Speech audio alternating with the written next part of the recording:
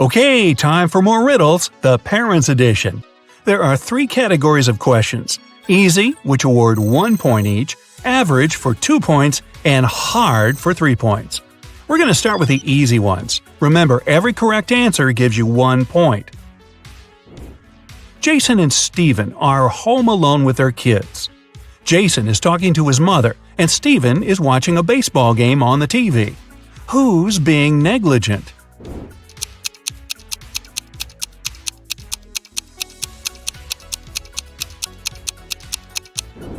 Jason. Although both babies might fall out the window and both dads should watch out, Jason's baby is on the higher floor. Whoops.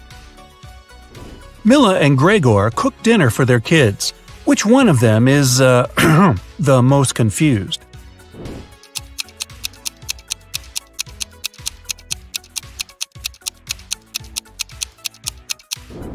Mila. She accidentally mixed up the plates. She gave the dog her daughter's food and is about to feed her daughter dog food. Yum. Sabrina and her son went to the mountains to spend the day sliding. Adam is barbecuing in the backyard while watching his daughter. Who's not watching their child properly?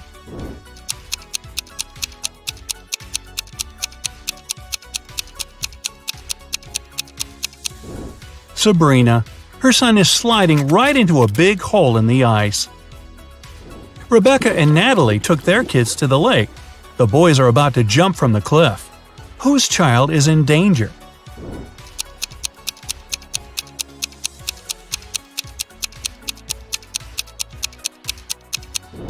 Natalie's. There's rocks under the cliff her son is about to jump from.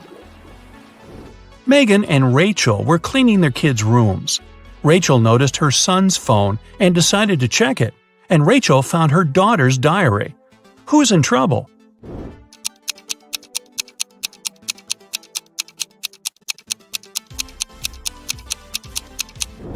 Rachel. It's bad to read a child's personal things, but she's also going to be busted because her daughter is about to walk into the room. Mary and her son are spending time on the beach. Chris and his children are watching a TV. Which parent is doing something wrong?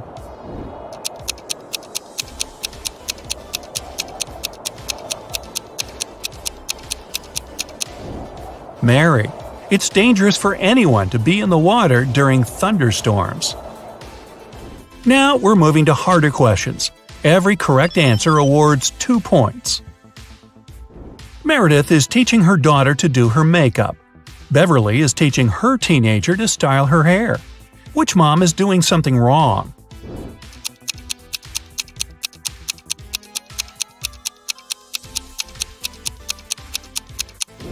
Beverly. The hair straightener isn't plugged in. Nicole and Diana are spending time with their kids. Nicole is reading to her son, and Diana is watching cartoons with her daughter. Who is not behaving wisely?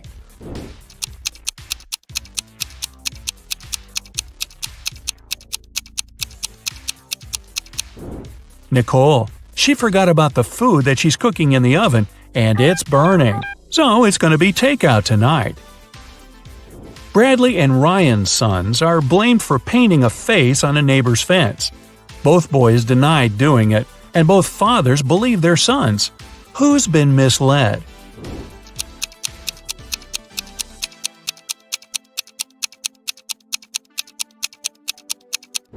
Ryan. His son still has green paint on his hands that he couldn't properly wash off. Jennifer went for a walk with her son, but she got distracted talking on the phone. Mark left his daughter in a closed car while he entered a store to buy garden tools. Who has made a bigger mistake?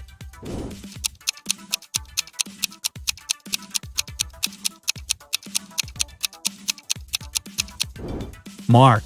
It's dangerous to leave people or animals in a closed car, especially in the heat, when the car warms up very fast and there's a lack of fresh air inside. Brian is teaching his teen son how to drive, and Nancy is cooking a dinner with her daughter. Who isn't being wise?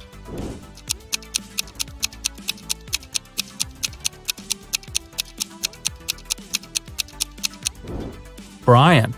Nancy's daughter seems to be old enough to cut an apple, especially under supervision, but Brian can't control all of his son's actions in the car. Martha and her son went to the jungle, and she stopped to take some selfies. Peter took his son camping, and he's setting up the tent while his son is trying to light a fire. Who's not being smart?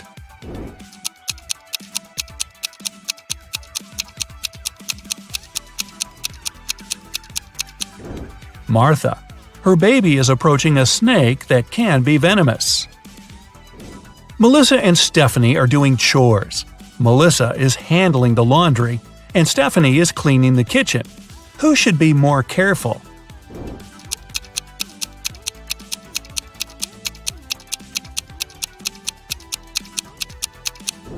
Stephanie.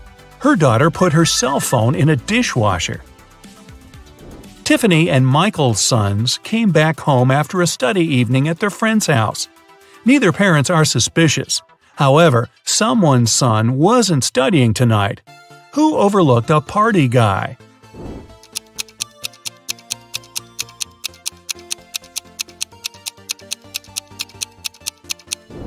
Tiffany. Her son has a lipstick stain on his collar. Jack and Vivian took their kids to school. Now Jack is walking to work and Vivian is driving to a store. Who forgot something?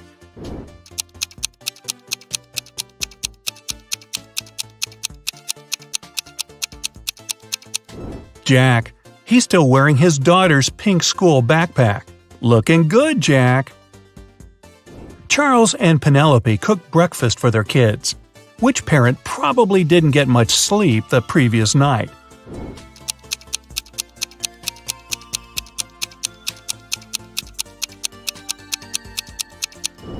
Penelope. She gave her daughter a raw potato and didn't even peel it. Sandra is doing gardening with her daughter. George is watching his child swimming in a pool. Who's being stupid?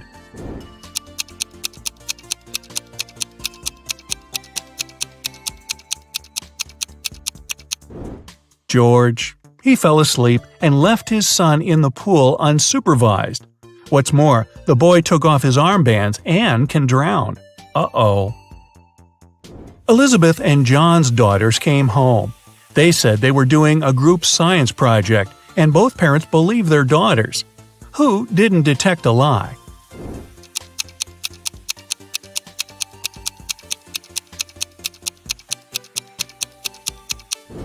John. His daughter is wearing a sweater on a hot day, so she could be hiding something. Jessica and Aaron cooked a dinner for their families. Jessica cooked Thai soup, and Aaron made mashed potatoes. Who is a bad cook?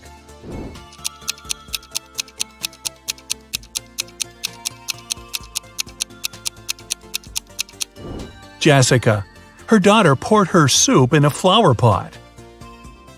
Travis didn't let his daughter go to her friend's birthday party and told her to do her homework all day.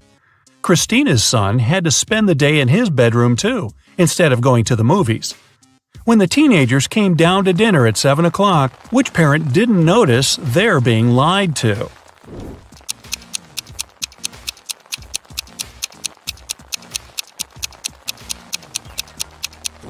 Travis. It's raining and his daughter has wet hair. It means she was outside and not sitting in her bedroom.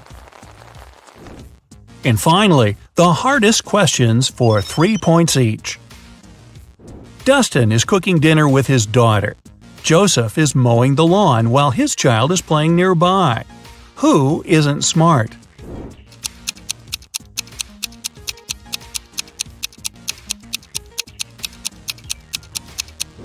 Joseph.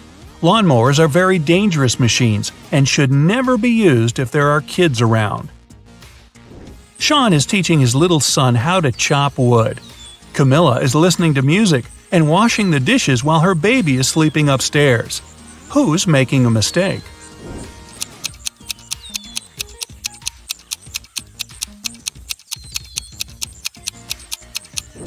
Camilla. The music is too loud, and she won't hear if her son wakes up and cries. Brandon and Daniel are watching their kids playing in the backyard. Who's not being wise?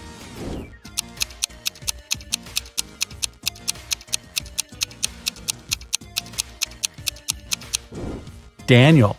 His son is playing in the sunshine without a hat on and might get sunstroke. Pamela is getting ready for the meeting with her son's teacher at 12 o'clock. William is driving his son to a birthday party. Who isn't very attentive?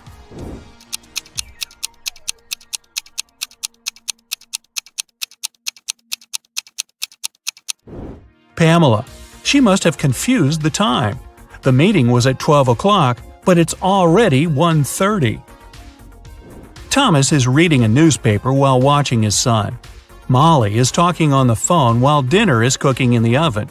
Who should rethink their actions?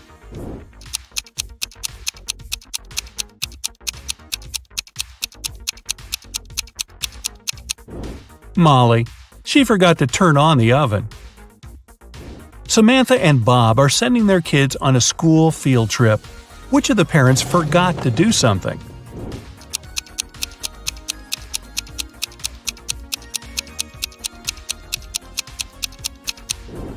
Bob. Why is he holding his son's lunch? The kid is not eating today. Sum up your points to check your results. If you got 25 points or less, you scored below average. But don't worry, check some of our other riddles to train for the next time. If you got 26 to 45, you have an average result. Keep it up. If you got between 46 to 60 points, you have an above-average result and you definitely are a riddles master. And finally, if you have 61 or more, you're a real genius. Or you're on your second or third time watching this video. Come on, fess up. You're a secret agent undercover. Today, you're gonna visit a small town on a difficult mission. You need to download all the data from computers located on the 60th floor. If everything goes well, you'll get a promotion. Be careful not to make a mistake. The town's on a remote island. Your boss gives you a city map with the target marked on it. You suit up in ordinary clothes, take a flash drive, a flashlight, a lighter, a phone, and a flare. You reach the island in a small boat. You get out on the shore and you see 3 roads marked by signs. There are skyscrapers in the first sign. A hut is in the second one. The third sign has trees in it. Which road will you choose?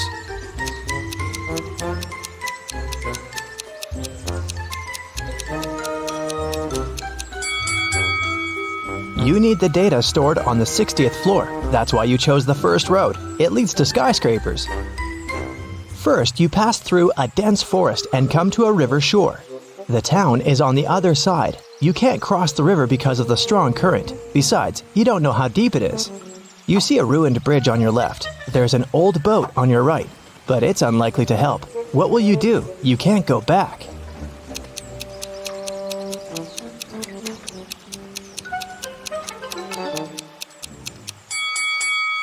Look, there's a hatch in the grass. It seems to be an underground tunnel passing through the river. You open the hatch and go down. It's dark, quiet, and cold here. You turn on the flashlight and see an empty bottle and a basketball on the ground. You direct the light further and see, wow, it's a creepy girl with long black hair. She's just staring at you, saying nothing. You're scared, but you're not gonna run. This girl is not real. But how did you know that?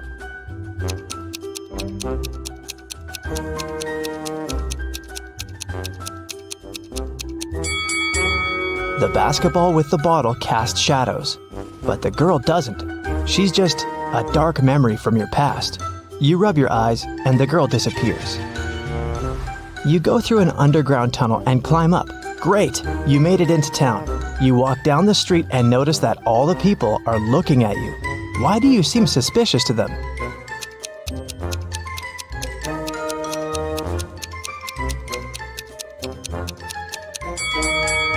You've just come out of an underground tunnel. Your clothes and face are pretty dirty, so you're gonna stand out a bit. Everything is fine. You continue your mission. According to the map, you have to pass 2 more blocks to get to the building. Many people are rushing to work. You see a diner on the corner, a library, a school, here's a big supermarket. But Something is wrong here. Can you tell what it is?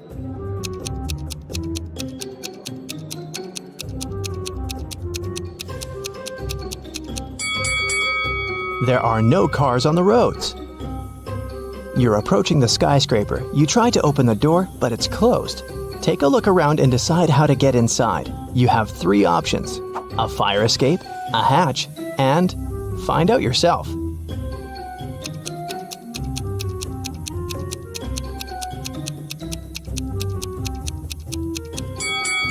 The fire escape leads to the window of the 2nd floor, but a guard is standing there. You can use the hatch, but see the steam coming out of it? It's boiling inside. So what about a tire iron? You can use it to break the lock. You're inside. It's very dark here. You turn on the flashlight, but it breaks down. What will you do to light your way? A flame from your lighter isn't enough.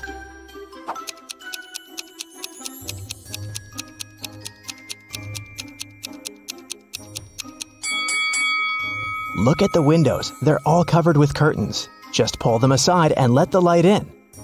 Great. You walk through the spacious hall and hear the flapping of wings. You're looking up. Oh no. Hundreds of bats are flying towards you. You need to hide as fast as possible. There are 3 elevators ahead. Which one will you choose?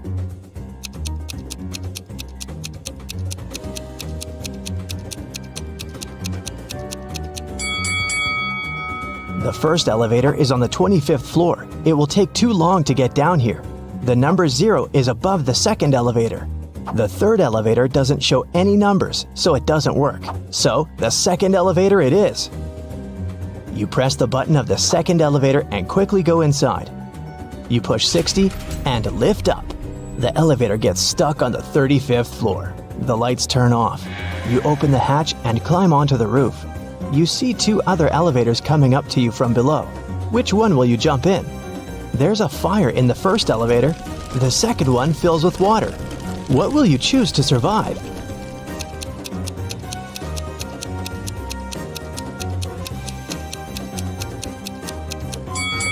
You jump into the 2nd elevator. The water rises higher and higher, but the doors open and all the water pours out. You're on the 40th floor.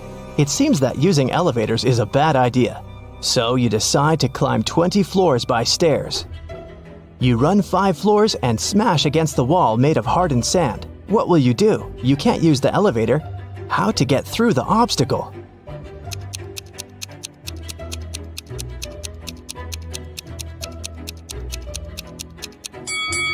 See the flashing fire safety sensor? Use your lighter to activate it. It's done. The water is splashing out of the ceiling and flooding all floors. It moistens the sand. The wall turns into dirt and melts. You go higher and meet a huge growling lion on the 50th floor. You run away, but then you stop. It seems the lion isn't real. How did you know that?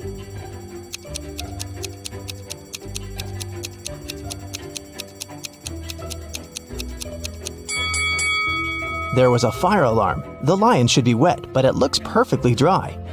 You come back and see a small box attached to the ceiling. A hologram beam emanates from it. 55 is written on the wall. You have 5 floors left. You're almost there. You're tired and sweating. You sit down on the steps to rest and fall asleep. You open your eyes a couple of hours later, get up, and realize you're on the ground floor. The number 1 is on the wall. You look down over the railing and see dozens of stair flights. Then you look up and see the same. How is this possible?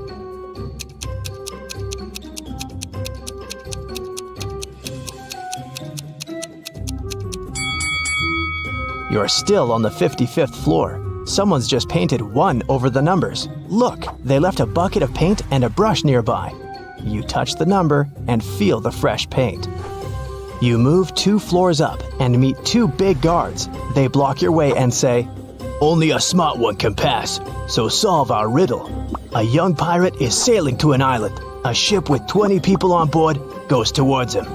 Each of these people has a talking parrot. Each parrot has feathers of 3 colors: red, orange, and blue. A flea lives on each blue feather. How many fleas go to the island?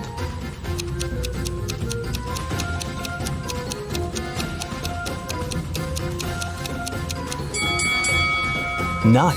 The pirate is sailing towards the island and the ship approaches him. So it's going the opposite way. The guards scratch their heads and let you pass. You move another 2 floors up and notice no numbers on the walls. How many floors do you still have to go?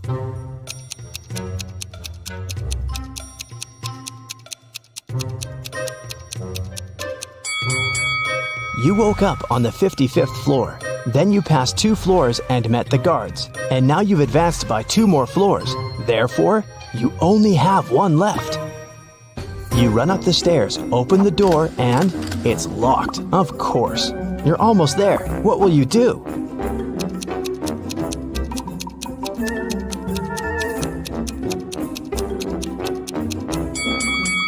Use the fire escape outside the window. You're climbing the ladder. Birds are flying by. Don't look down. Don't look down, you're telling yourself. You get to the window and jump inside the building. You take the flash drive out of your pocket, but stop. There's no computers here. You only see a dozen of exercise bikes. What's happening? How to complete the mission?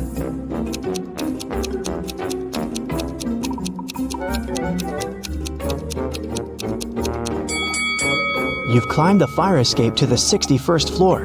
You need to go down 1 floor. The door heading downstairs is locked. There are no elevators here. You walk between exercise bikes and touch one of them with your hand. Energetic music turns on. All exercise bikes start pedaling. A female voice from the speaker asks everyone to start training. Whoever cheats will have to stay in this room forever. Whoever pedals fast will get what they want.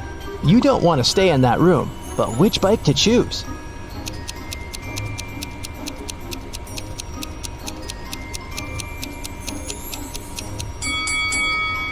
There's only one bike that doesn't pedal itself. It's on the other end of the room.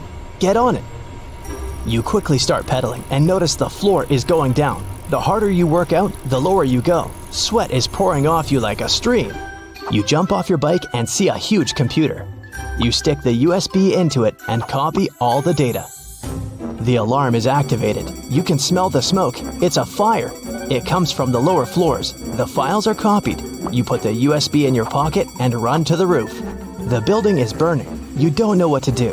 At this moment, the phone rings. "Is it done?" a voice asks. "Yes, but I need help," you answer. "We will send an aircraft to you. Just give a signal," the voice says and hangs up. The flames reach the roof. What kind of signal do you need to send?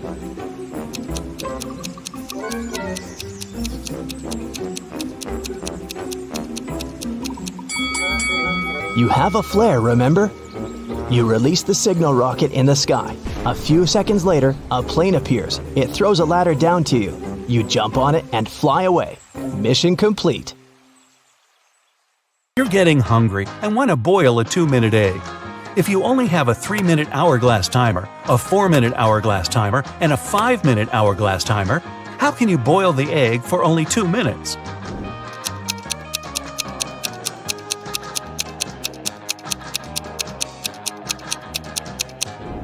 When you see the water boiling, turn the 3-minute timer and 5-minute timer over. When the 3-minute timer runs out, you need to put the egg in the boiling water. You'll have 2 minutes on the 5-minute hourglass timer, and when it finishes, take the egg out of the water and enjoy your meal. Mr. Wright had a small store in Chicago called 5 Flags, but there were 6 flags hanging outside. He could easily correct that mistake, but he didn't. Can you figure out the reason?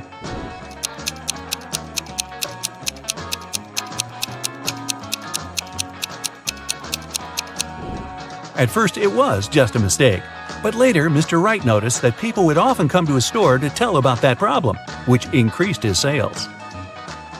A wise king realized he was tired of all the hard work he had to do, so he decided to find someone who could replace him.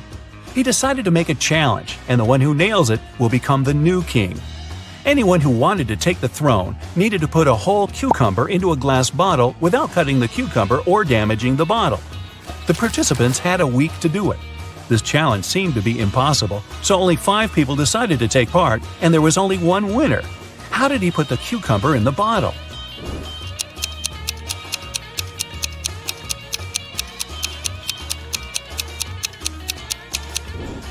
He placed a baby cucumber still on its stem into the bottle. Cucumbers grow rather fast, so he had enough time to win that competition. If it's raining at midnight, can you expect that in 72 hours it'll be sunny?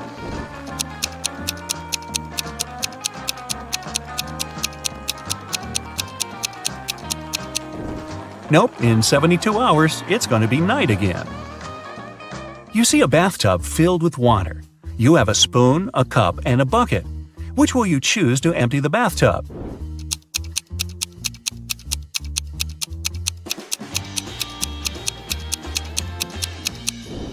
Obviously, choose to pull out the plug.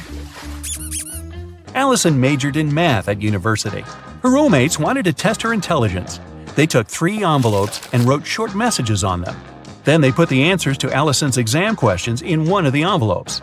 Only one envelope had a truthful message written on it. The other 2 were false. Allison wasn't allowed to open the envelopes and could only pick one. The first message read, "There are no exam answers here." The second was, "The exam answers are here." And the third message read, "The exam answers aren't in the second envelope." Which envelope should Allison pick?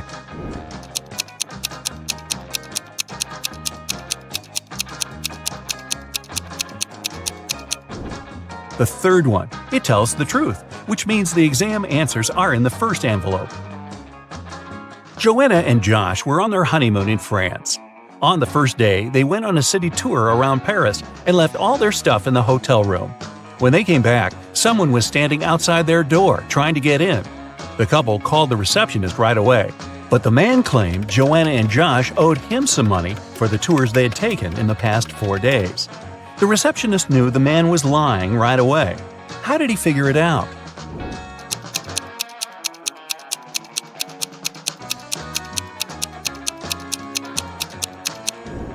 It was the couple's first day in the hotel. Russell and Anna were on vacation. One day, Anna told Russell she couldn't go to the beach with him because she was feeling unwell. When Russell came back to the room to grab his phone, Anna was gone. He found her by the pool and asked, "Are you here alone?" She nodded, but Russell immediately realized she was lying. How?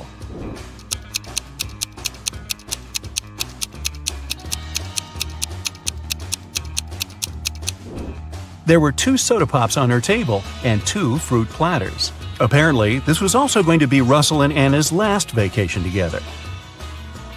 Gregory was on a mission to take some nature photos for his blog. As he was walking through the forest, he fell into a deep pit. He tried to climb out of it, but in vain. When he held onto one rock, it gave away, and water started to pour inside. The pit was filling fast. Gregory saw a deflated ball, an empty barrel, and a piece of wooden board. What should he use to get out of the pit?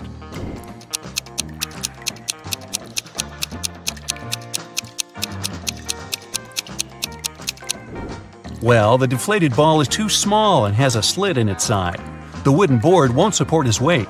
The best option is the empty barrel. It'll keep Gregory afloat. 2 cars are driving through the city. They both started their journey at the same time. The green car is moving at a speed of 30 miles per hour. The yellow car is faster. Its speed is 50 miles per hour. And still, at one point, the green car comes across the yellow car. How is it possible?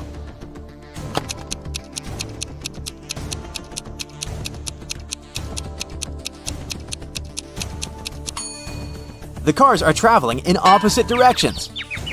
Aaron is a detective who has to work undercover at a luxurious resort. The police suspect that the hotel owners are involved in some shady deals.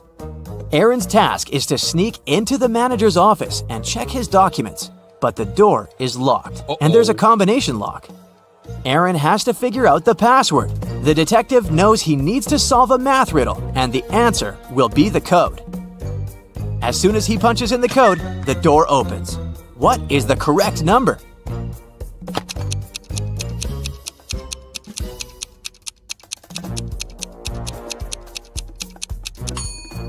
It's 30. There are no mathematical symbols at the end of the first and second lines.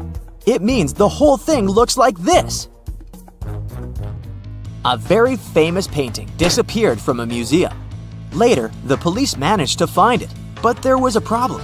They found not one, but 3 paintings. Only one of them is original. The others are just copies.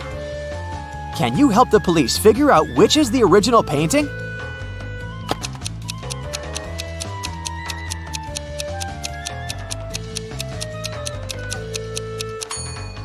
It's the one with the brown frame. Take a look. All frames in the museum are made in the same style. Now, you've got accepted to the best school of witchcraft and wizardry. One of the best classes you have to attend is about transforming into animals. There are 3 professors who teach this class. Each of them specializes in transforming into a certain animal. Look at your professors and try to figure out what kind of animal each of them turns into.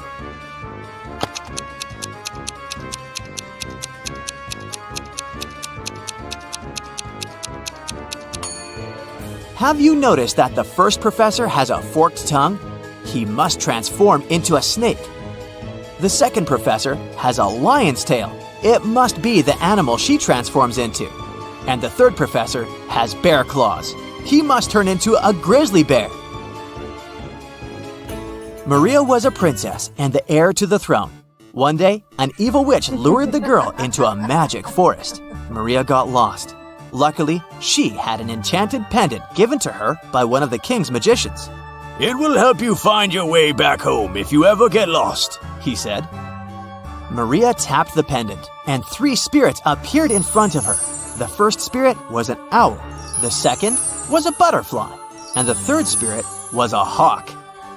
Unfortunately, only one of them knew the way back to the castle. And if Maria chose to follow the wrong spirit, she would find herself even further away from home.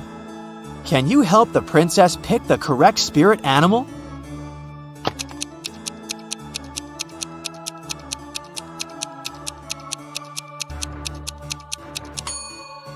Have you noticed the banners in the throne room? There was a butterfly on each of them. It means the butterfly is the official symbol of the kingdom. Maria should follow the butterfly spirit. A man lives in a high-rise apartment building. He has an unusual habit related to the evening elevator ride after he returns home from work. If it's been raining, he always takes the elevator straight to his 17th floor. If it's sunny, but there's someone else in the elevator with him, he always gets straight to the 17th floor. But if it hasn't been raining and he's alone in the elevator, he takes the elevator to the 11th floor and walks up the stairs the rest of the way. Can you figure out why?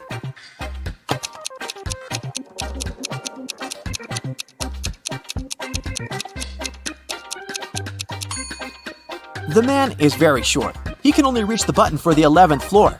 If someone else is in the elevator, he asks them to press the button for his floor. And when it's rainy, he uses his umbrella to press the button. Johnny, a party clown, is carrying 3 pieces of gold. Each of these pieces weighs 2 pounds. While walking, the guy comes to a bridge. It has a sign saying the bridge can only hold a maximum of 180 pounds. Johnny weighs 176 pounds. Johnny reads the sign and still safely crosses the bridge with all the gold. How is it possible?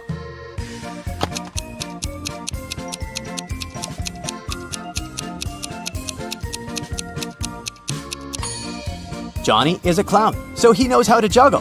While walking across the bridge, he juggled the gold, keeping one piece in the air. Thirsty on an island. Simon was shipwrecked and washed up on the shore of a deserted island. He's thirsty, and the only thing he has is a plastic bag and a straw. After looking around, he sees a juicy cactus, a tall leafy tree, a dirty pond, a pool of mud. How can he use the plastic bag to get water?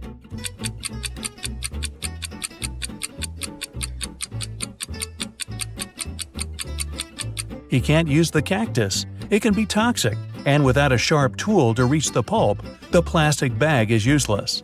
The dirty pond and muddy pool are filled with bacteria and parasites, and without tools to start a fire and boil the water, he could get sick. The best bet is the tall, leafy tree. He simply needs to tie the bag on the edge of a branch and pierce it slightly with a stick. The tree will produce drinkable water through transpiration. Well, that's clever. Where's the waiter? Adam is the head waiter at a one-story steakhouse. On the busiest night of the week, he vanished, and the owner called the police to file a missing persons report. Detectives talked to the last 3 people who saw him. A trainee server said she only saw him when he got to work and parked his bicycle. The chef said he saw the waiter in the kitchen when he came to get a glass of orange juice. The cook said he last saw the waiter going upstairs. After the statements, the police arrested the cook. Why?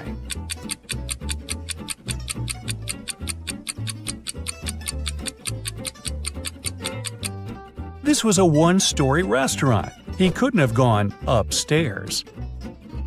Spilling the tea. Susie went to study for her university exam at a coffee shop. She ordered a white tea and sat down.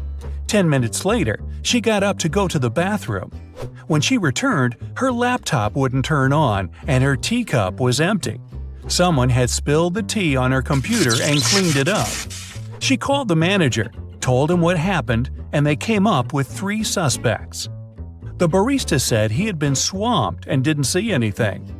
The supervisor said he was sorry that the milky tea spilled on the computer, and he could see if insurance would cover the cost. The head barista said he was sorry the milky tea spilled on her laptop, and he'd make her another one while they waited for the police to arrive. Immediately, the store manager knew who did it.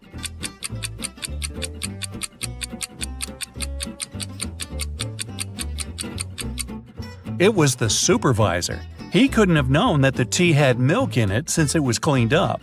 The only person who remembered the order was the one who prepared it. The missing phone.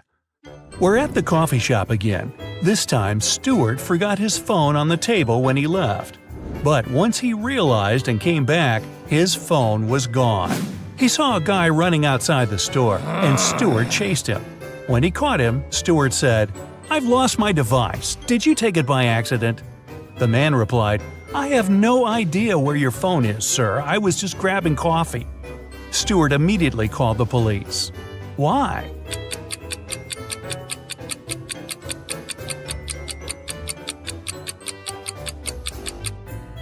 Stuart told him he lost his device. That could have been anything from a smartwatch to a camera or something else.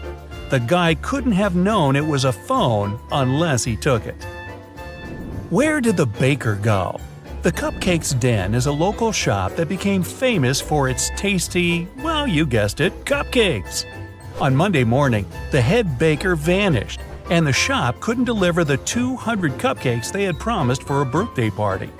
The owner called the police, and they had 3 suspects in their custody. The helper said he had gone out to buy more frosting, but when he returned, the baker was gone.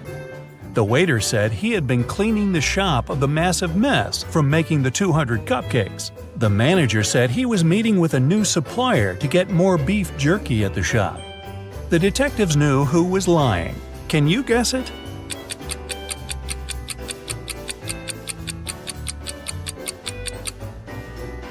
It's the manager. Who needs beef jerky at a cupcake shop? Get the last question right. Adam was taking part in a brain teaser TV game show, and he had one last question to answer before winning $50,000. He was tired and decided to call his best friend Luke to help him. The host asked, "If you could rearrange the order of the letters in this word, ACIPCIF, what does it show? A country, a city, a large mountain, or an ocean?" Luke answered correctly. Can you?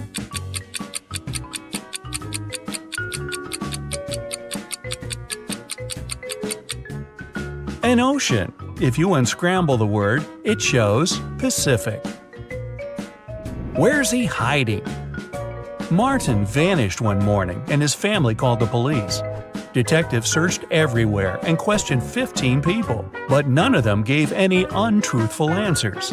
His son Jake found a letter from his dad saying, "If you love me, you'll find me." He went to his father's office to see if he could find any clues. He was looking around the room and immediately knew where his father was hiding. Can you guess it?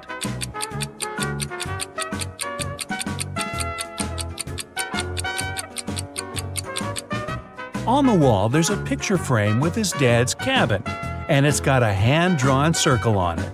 He must be there. Lost in an underwater cave. Sarah just got her certificate as a cave diver. She decided to spend her afternoon exploring some dangerous underwater ocean caves. While turning left and right, she got lost. She didn't have enough time to look for her way back and continued swimming further. That was when she came across 3 openings. Through the first, there were 45 hungry piranhas. Through the second, a great white shark. And through the last one, a giant box jellyfish. Which is the safest path?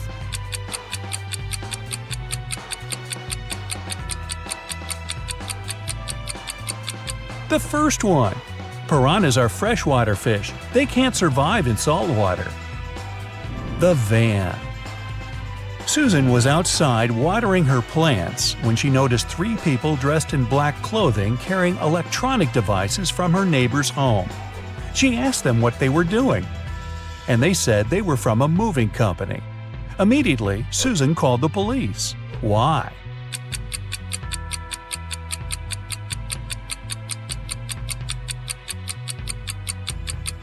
There were no license plates on the van, and movers don't only carry electronic equipment, but all sorts of stuff. The prison escape. One morning, Detective Smith was called into a maximum security prison to discover how 3 men had managed to escape from their cells. The prisoners could neither see nor talk to each other, but they arranged their escape together. They went to the shower room at breakfast, lunch, and dinner, and only one person was allowed in at different periods. How did they manage to communicate and escape?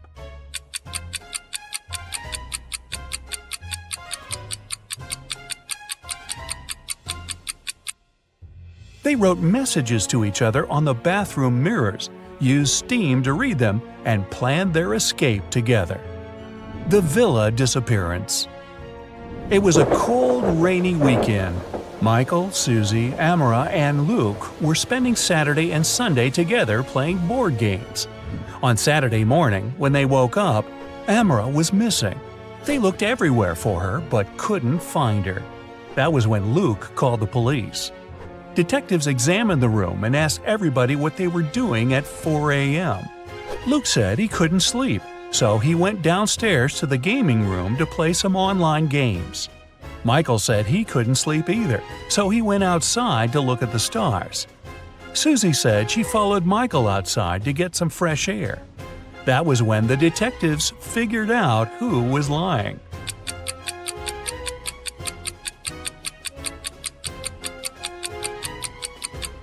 Michael and Susie.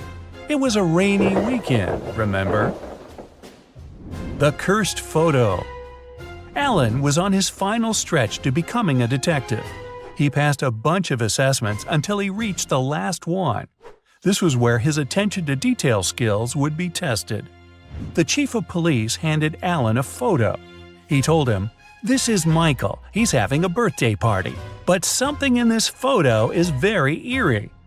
Alan spotted it in 2 seconds. Can you?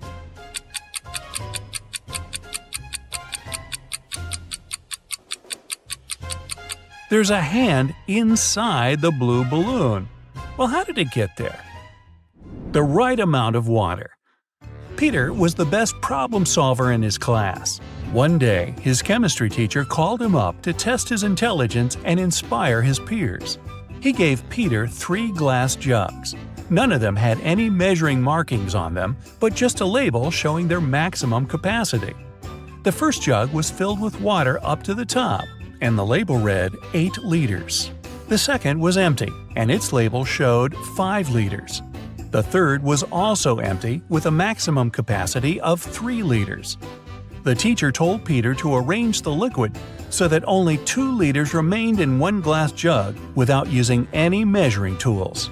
Peter figured out how to do it in 4 seconds.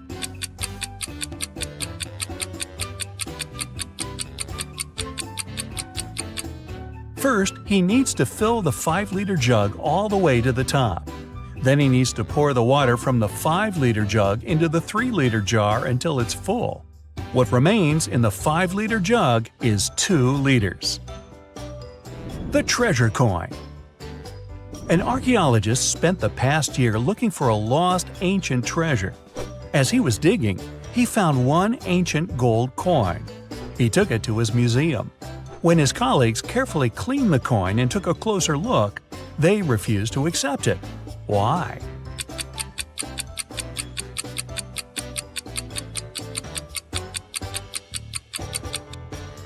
It reads 100 BCE on the back. Ancient people didn't know they lived in that era. Or did they? No, they didn't. Eddie and Lucy decided to go camping in the forest for the weekend. However, they didn't know that it was protected by an angry spirit who didn't like intruders. He appeared in front of them and said, You have set foot into my forest uninvited. You will not be able to leave. Forget your home. With it, you will never be reunited. We apologize. We didn't know the forest belonged to you. Please let us out. We won't ever come back, Lucy cried. The spirit replied, I'll show you mercy, for you are sincere. Mysteries of my forest await you. Solve them all, and you will be able to leave. Then he magically teleported them to the deepest, darkest part of the forest and vanished out of sight. As Eddie and Lucy walked around trying to find their way out of the forest, they came upon a river. They had to cross it to continue their journey. There were 3 different bridges in front of them. Which one should they choose to move to the other side?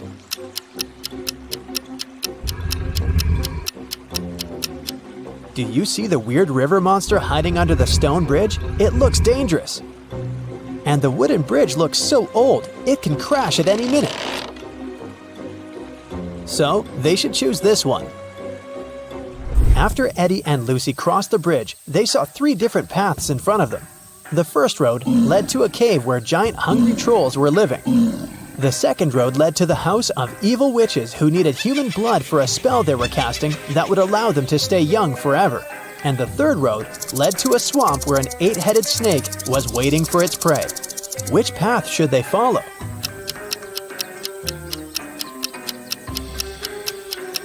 They should choose the third road because if you look carefully, you can see that up ahead, the road is forked too. It means that there's a 4th path they can take if they continue walking on this one, and they won't end up in the swamp after all. When they arrived at the end of the 4th path, they saw a wizard's hut. They thought he might be able to help them, but the gate was locked.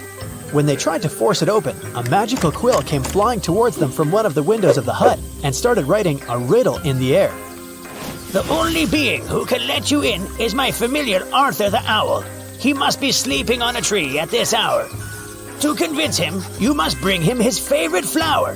Yet, if you cannot spot him in the next few seconds, I can't help you, and forever in this forest you'll have to wander. Can you spot where the owl is?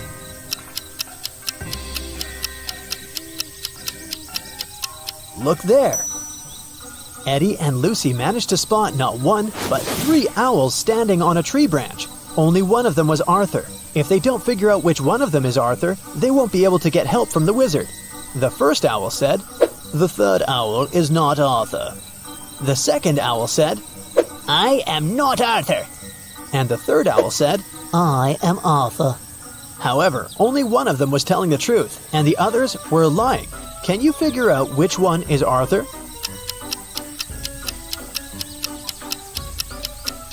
If the first owl was Arthur, then both he and the second owl would be telling the truth. If the third owl was Arthur, then he and the first owl would be telling the truth. But only one of them is telling the truth, remember? So the second owl must be Arthur. Once Eddie and Lucy figured out which one was Arthur, the remaining owls flew away. Then Lucy asked him what his favorite flower was. Arthur answered with a riddle. I can grow very tall. I am of the color yellow. When I am young, I follow the closest star in the sky. Can you tell what flower I am?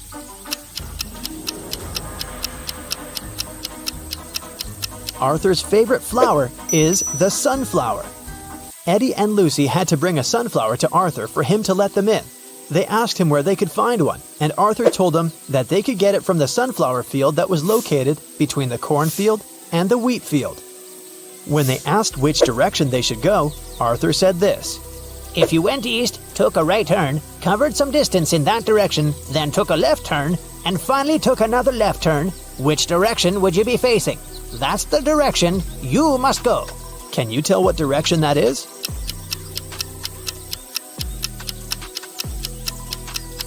It's north.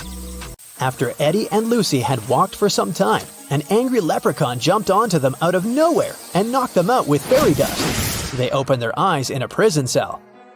The leprechaun said, You stole my pot of gold and you're going to stay in this prison until you tell me where you hid it. Eddie said, We don't know anything about your gold. but the leprechaun didn't believe him. Suddenly, Lucy saw something strange that could help them. There was another prison cell in front of them with 3 different prisoners. Lucy noticed that one of them was going to try to escape. She suggested making a deal with the leprechaun. She said, I will tell you which prisoner is planning to escape if you let us go.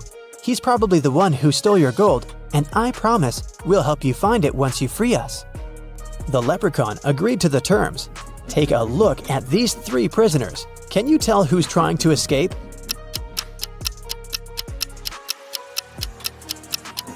It's the 3rd prisoner. He has a map sticking out of his pocket. He must be up to something. The leprechaun took the map from that prisoner and let Lucy and Eddie go. He said, But now you have to help me find my pot of gold. Lucy noticed a couple of notes at the back of the escape map. The first one said, Find the pot of gold in the fields of gold. What do you think that means?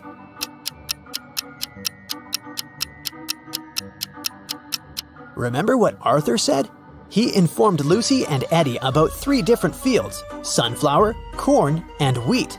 These 3 things are all yellow or golden. It could only mean that the leprechaun's pot of gold is in one of these fields.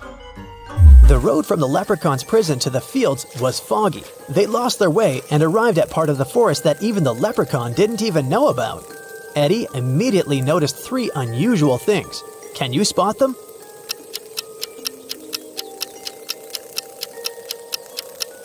Even though it's still daytime, the place is dark. The mushrooms on the ground are actually tiny houses.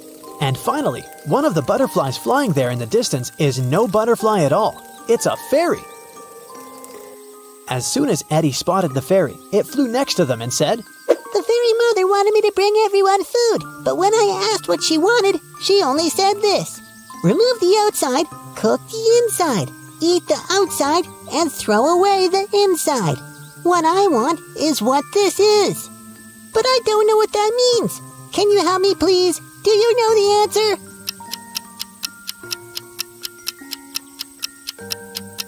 It's a corn on the cob. The fairy thanked them for helping her. Lucy then told her that they were actually on their way to the sunflower, corn, and wheat fields, but they had lost their way. The fairy told them she was going there to get the corn on the cob, or 2. They all followed her and arrived at the fields. After the fairy got her corn, she asked them what they were looking for. The leprechaun said, We're looking for my pot of gold. The fairy told them that there was a maze in all 3 fields. At the center of each maze, there was a pot of gold, but only one pot had real gold in it, and the others were fake. The real one was in the maze that had the shortest way from start to center. Can you tell which one that is? It's the sunflower maze. The leprechaun, happy to get his gold back, bid farewell to Eddie and Lucy. They picked a sunflower for Arthur and headed back to the wizard's hut. On their way there, they heard a scream. They ran toward it and saw 3 princesses. They all said they needed help because 2 monsters were following them. Only one of them was a real princess who was telling the truth. The other 2 were actually monsters. Can you tell who?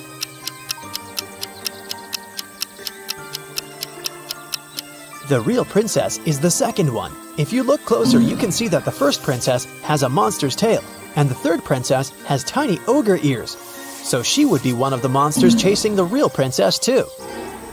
After helping the princess, Eddie and Lucy arrived at the hut and gave Arthur the sunflower. In return, he let them in. The wizard greeted them and asked what he could do for them. They said they wanted to get back home. The wizard said he knew a spell to open a portal. But the special ingredient he needed was coded. The wizard showed them the page in the spell book. Can you tell what the special ingredient is?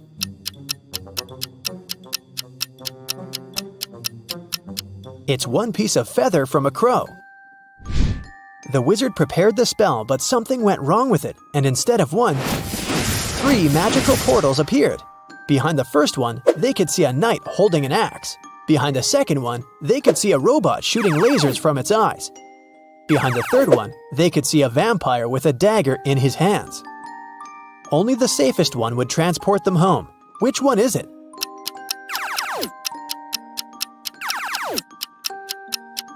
It's the door with the vampire, of course. The dagger is silver, and vampires can't touch that.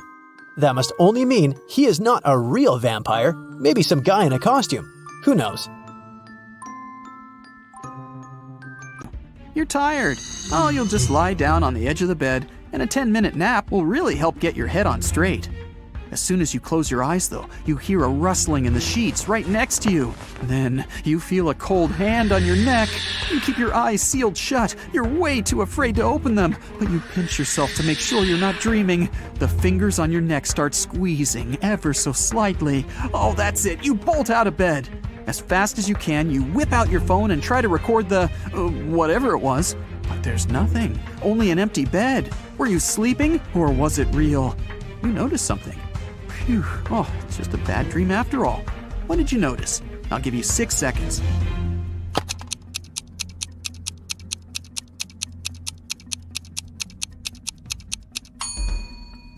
The sun was shining when you lay down. Now, it's the full moon that's shining. You were out cold for a while. You leave the bedroom and walk down a long hallway lit by torches and candles. The silence is broken only by the churning of your stomach. Guess you're hungry. Well, there's a heavy wooden door in front of you, and it's open just a crack. The pleasant smell of food starts wafting its way into the hallway. You go in and find a huge table, decked out with real silverware and porcelain. Oh, the food looks delicious. There's caviar, lobster, fruits, vegetables, different meats, plenty of desserts. Several people are sitting around the table, and as you approach them, they turn around to look at you.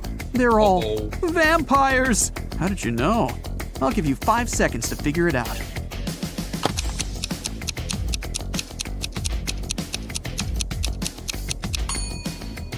The food on the table is untouched. The vampires have been waiting for their most important dish. You run. You make it back out into the hallway, then dart down a dark corridor. The vampires are chasing you. They're screaming. You find 3 doors at the end of the corridor. The first one has a fire symbol on it. The second has a snake symbol. And the third just says, exit. You try to open it, but it's locked. The vampires are closing in.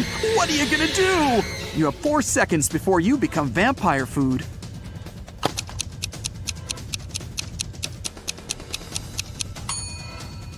Try the key you found in the vampire's hut. Great, it fits! You run out into the courtyard and lock the door behind you. The moon is hidden behind some thick white clouds.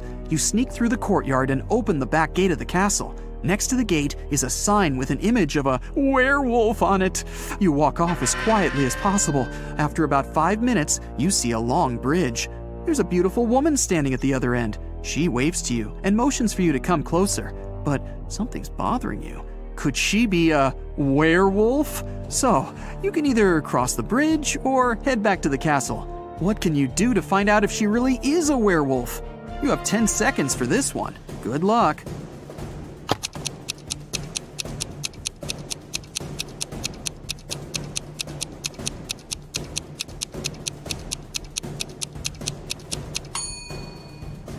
Wait until the moon appears from behind the clouds.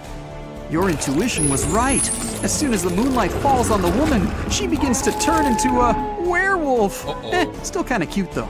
You run back into the castle grounds and close the gate behind you. Okay, reality check. You're in the courtyard. Vampires are inside the castle, a werewolf is waiting outside, and zombies are approaching. You're trapped. Why did you even come to such a scary castle? You pull out your phone and start recording a farewell video. You thank your followers for their views and comments. Thanks for subscribing. You admit that mystical creatures do exist and promise that you'll never set foot in a place like this ever again if you survive. The zombies are closing in and the werewolf is breaking down the gate. Oh, awesome. Your fear is gone and you realize that this whole thing is staged. It's all a show. How'd you figure it out? Watch the farewell video again and find the proof that everything is fake. I'll give you 10 seconds to spot the clues.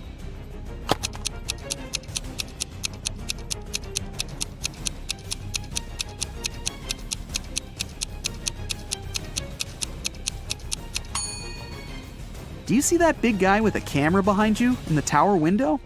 The zombies stop growling. They scream, "Surprise!" They're not zombies. They're just wearing a whole ton of makeup. The gate opens and the woman takes off her werewolf costume and smiles. The vampires come out of the castle, carrying their fake fangs. This whole thing was set up by your fans. They wanted to scare you, and it worked. You're angry at them, but so happy that you're still alive. Okay, let's see how many you got right. 1 to 3 points. It'll be difficult for you to act in stressful situations. Watch more riddles and train yourself to be calm and focused. 4 to 6 points. Something really bad has to happen for you to lose control. Phantoms don't seem to scare you at all that much. 7 to 10 points. You don't even know what fear is, but you do know how to come out victorious in any situation. You have one question for your fans. How did they create that floating effect for those dancers? That was awesome. Your fans look at each other. What? What are you talking about? What do you mean? There were no dancers. A slight chill runs down your back. Nelly is approaching a picturesque field. She's carrying a package. If she doesn't manage to open it before reaching the field, she won't survive. Can you guess what's in the package?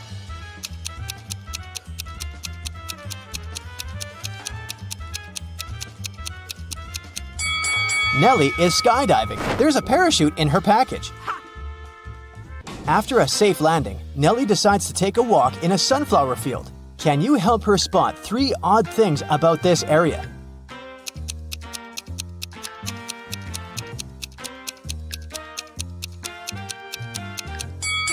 This straw man is winking. This sunflower has teeth. And there are 2 suns in the sky. Nelly walks too far and gets lost in the woods. She wanders around for a while and meets 4 guys sitting on one big tree. Can you help her rank them in order of foolishness?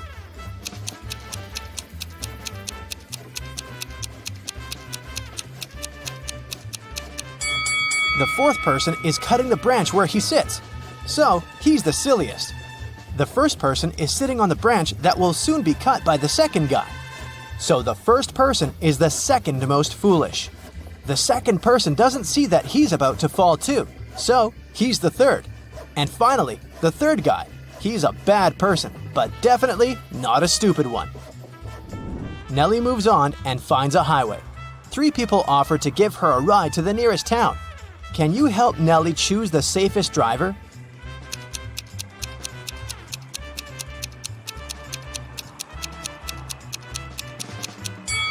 Take a look at this guy's car. Its tires are flat, and there's a puddle of engine oil spilled out of the car. Probably not the safest choice. Oh. This beautiful lady and her car are both translucent, because they're ghosts. As for this gloomy trucker, he looks pretty reliable. Yeah. Nelly enters a local coffee shop and meets 2 ladies. Both ladies tell her that they are daughters of a famous billionaire. Can you guess who's lying?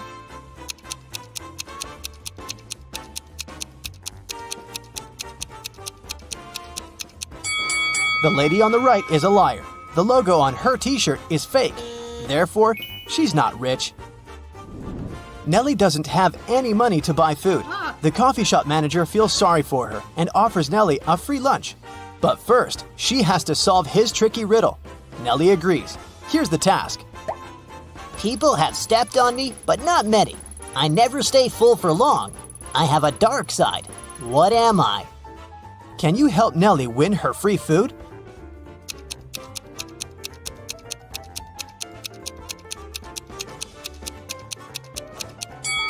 The correct answer is the moon. Nelly is eating and looking through the pictures hanging on the wall. Suddenly, she sees something weird. Can you spot any odd details too?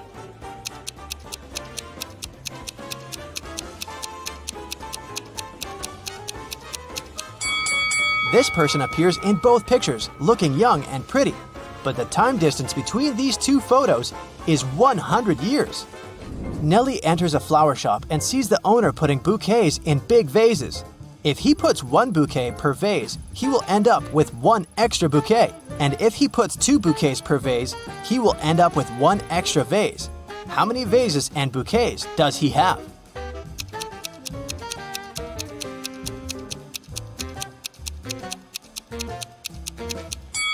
He has 3 vases and 4 bouquets. The flower shop owner offers Nelly a job. He has just received a delivery.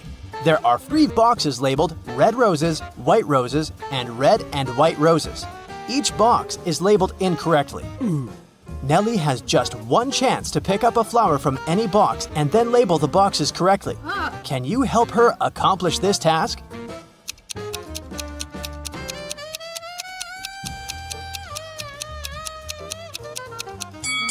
Nelly should take a flower from the box labeled as red and white roses. Since they're labeled incorrectly, this box should contain either red roses only or white roses only. Let's suppose that Nelly finds the red roses. Now she can label this box correctly. We know that the white box cannot have white roses. Therefore, now Nelly can label the remaining 2 boxes correctly. After earning some cash, Nelly decides to book a room in the local hotel to get some rest. The manager offers her to choose from 3 empty rooms. Can you help Nelly pick the best option?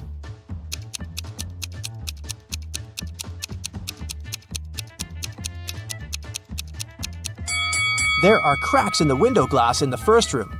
Very unsafe. And there's a zombie hiding under the bed in the 3rd room. So, Nelly should choose the 2nd one. Nelly locks herself in the room. She opens the window and stands nearby, breathing fresh air. Suddenly, she throws something out of the window. Nelly passes out very soon after doing that. That's a mystery because she's perfectly healthy and nobody did anything to her because the door is locked. Can you find any logical explanation for what happened here?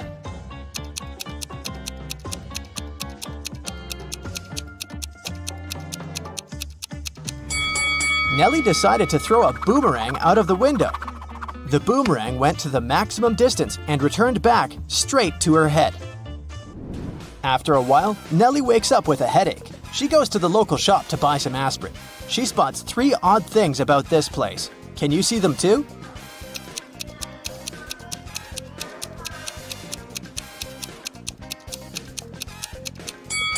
There's corn on the shelf along with napkins and toilet paper.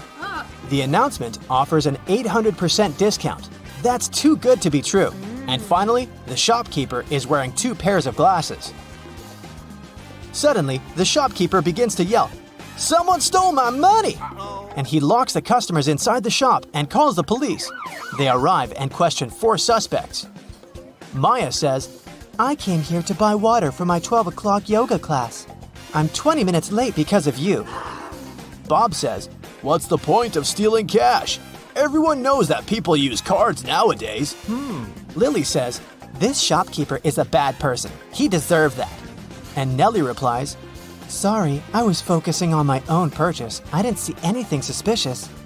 After hearing that the officers had arrested 1 person, can you guess who?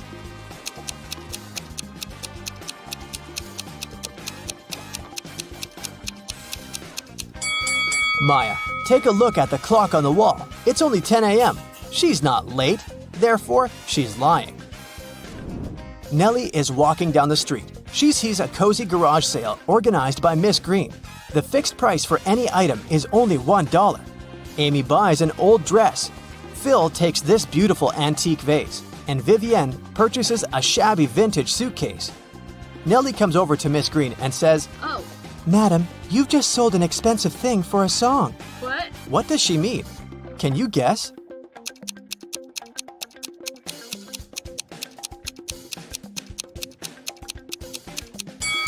Vivienne lifts this suitcase quite easily, so it's probably empty. And besides, it has holes in the bottom. Therefore, it can't be precious.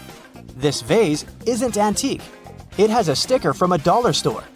Although this dress is dirty and torn, it has a large, expensive brooch pinned to it, so many gemstones can't cost just $1. Nelly asks Miss Green if she can use her bathroom.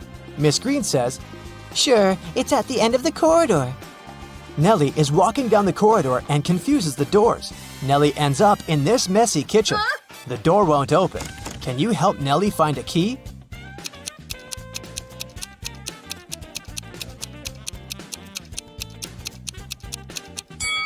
It's in the teapot. And Miss Green enters the kitchen and tells Nelly, I'm a witch, young lady, and I'm gonna give you a gift if you manage to solve my riddle. Oh, yes. Nelly agrees. Here's the task. It starts with T, it ends with T, and it's full of tea. What is it? Can you solve this mystery?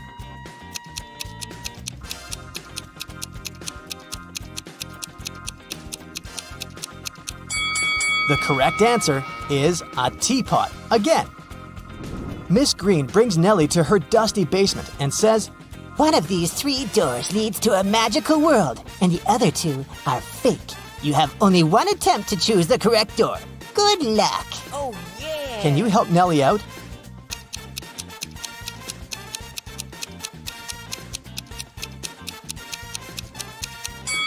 She should choose the 3rd door. Take a look at the floor. Dusty footprints lead to the 3rd door only, which means that doors 1 and 2 are fake. Nelly opens the 3rd door and enters an enchanted forest. There are 4 ways to cross it, but all 4 passages are pretty dangerous. A hungry dragon is waiting for her on the first route. A massive fire is burning all over the 2nd path, and the 3rd path is basically a windowless tunnel. And the 4th passage is full of scorpions and snakes. Can you help Nelly choose the right path?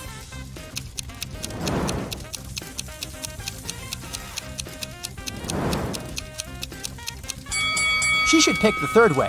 The tunnel doesn't have windows. But who said it doesn't have an exit?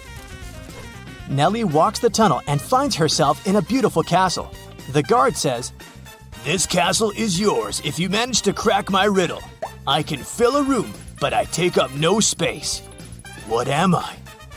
Can you help Nelly win the castle?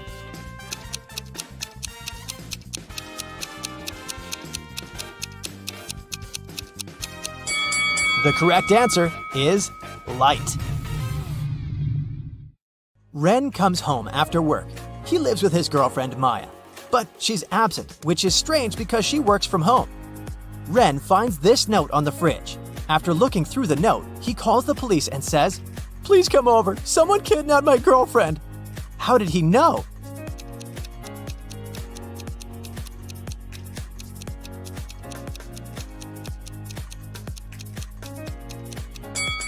Maya left an encoded hint in this list of products. The number shows which letter you should take away from each word. I from fish, A from apple, M from watermelon, and so on. And finally, we'll get, I am kidnapped. The police search Ren's apartment for clues. They find a fresh postcard from Maya's ex-boyfriend Frank among her documents. There's a weird poem on the back of the postcard. Frank is a literature teacher. He was always good at writing, and he couldn't make such mistakes. The officer reads the poem and realizes that Frank kidnapped Maya. How did he know?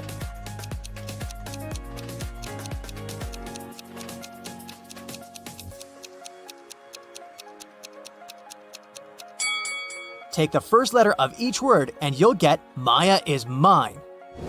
The police decide to issue a search warrant, but Ren can't wait. He goes to Frank's house to save Maya. On the way, he sees these 3 people in the neighborhood. Can you spot who's suspicious?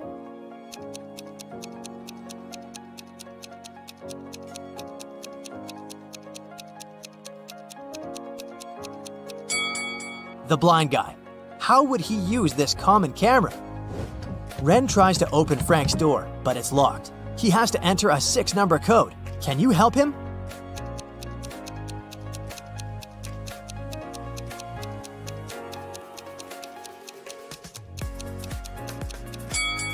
This picture is a hint. If we count all the points of intersection of the circles, we'll get the code 237640. Ren enters Frank's house and spots 3 odd details right away. Can you see them too?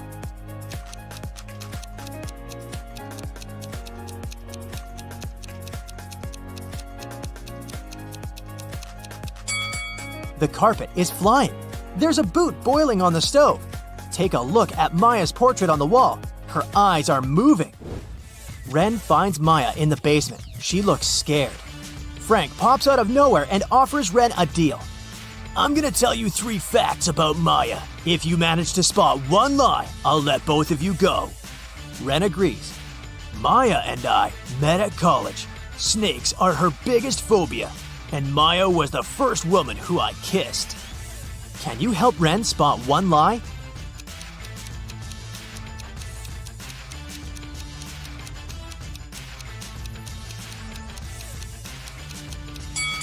Maya is wearing snake earrings. It's unlikely that she would wear them if the second fact was true. Frank tells Ren and Maya, Okay, you can go now. You can choose one of these 3 doors. There's 1,000 venomous snakes behind the first door. There's a maze with carnivorous mutant plants behind the second door. And there's a garden with the most poisonous berries in the world behind the third door. which way should they choose?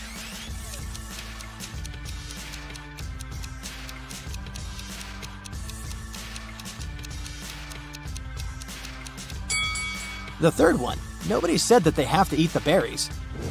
Maya and Ren come home. Suddenly, a ball breaks their window. They look outside and see 5 teenagers playing basketball. One of them broke the window. Each makes 3 statements. 1 is false and 2 are true. Ken says, "I didn't do it. Jessica will tell who did it. One of us is in big trouble." Love says, "Mia did it. I didn't do it. I don't even like to play basketball." Victoria says, "I didn't do it. Mia and I are good friends. Jessica doesn't know who did it." Mia says, "Love lied when she said I broke the window. I had never seen Victoria before today. I've never broken a window in my life." And Jessica says, "I saw Mia break it. I didn't break the window. I want to go home." Who broke the window?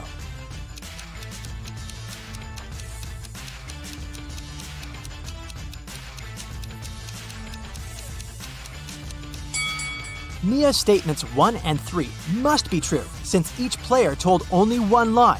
Therefore, Mia's statement 2 is false. Now the words of all the other players can then be proven true or false using this information. Since we know that Mia's statement 2 is false, Jessica's statement 1 and Love's statement 1 have to be false. Ken's statement 2 has to be false, since Jessica didn't tell who did it. So now it's obvious that Victoria did it. Maya has 2 friends, Claire and Naomi. They're both beauty bloggers. One of them is a beginner, while another has 1 million followers. Can you guess who's more popular?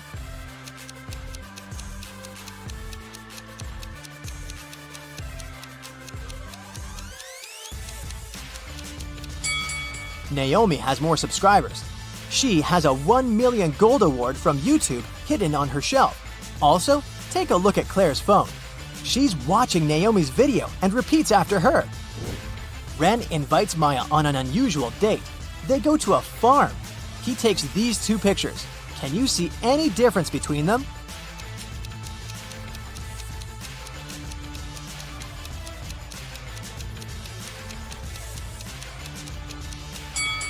Here they are. Ren's landlord is selling his apartment, so he asks Ren and Maya to move out. Ren decides to take some extra job to raise his income so that they could afford to rent a cozy cabin in the woods. He's been working as a graphic designer all his life, but now he's open to new options. Can you help him find the most reliable offer on his wall?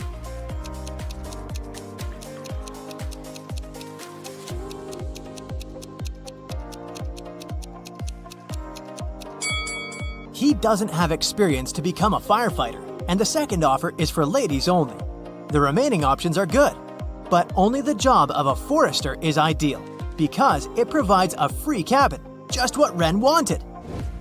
Ren and Maya begin to pack their bags. Maya can't find these 3 items. Can you help her?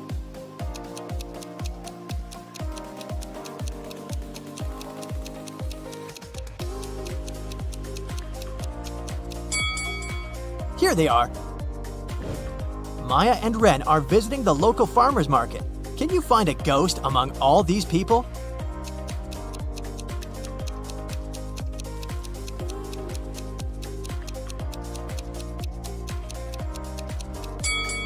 This lady with transparent legs. Finally, Ren and Maya arrived at their new cabin, but it's locked. They find this weird note on the door. Can you help them solve this mystery?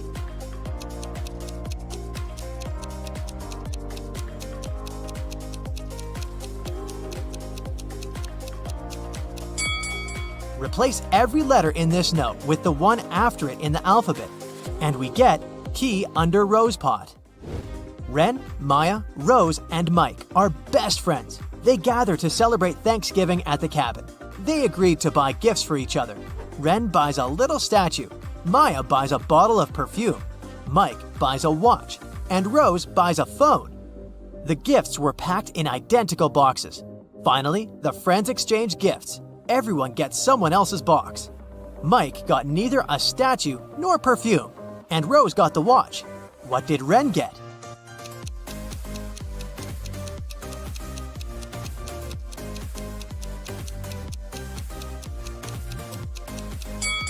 Rose got the watch, so Mike could only get the phone.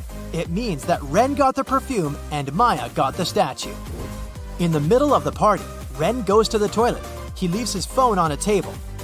In a while, he returns and finds out that his phone is missing. Ren asks everyone just one question. What did you do when I was in the toilet? Rose says, I was watching a movie in the living room. The story is so sweet. Mike says, I was decorating the living room. I think I heard your phone vibrating, but I didn't bother. And Maya says, I applied makeup in the bedroom. Do you like it? Can you guess who stole the phone?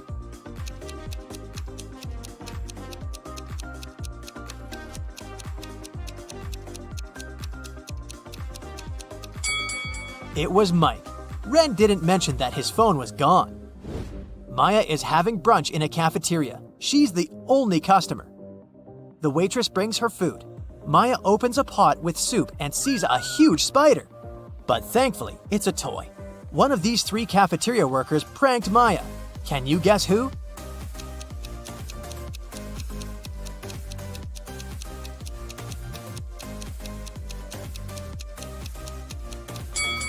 It's the guy on the left. He's the only one who doesn't hold a phone. His gadget is on the stand here, filming Maya's reaction. You walk through the streets. There's a warning on a post about lizard people charging at the inhabitants of the city. You remember investigating this case, but you couldn't find these reptiles. Now you need to go to the park. For several days, a large werewolf has been scaring the residents there. You know that the werewolf has a wife, and she is the only person who can calm the monster down and help him return to his human form. You have found 3 girls. Each of them might be the werewolf's wife that you're looking for. You ask his wife to approach him, but none of the girls admits she's the one you need. So you have to make your own choice.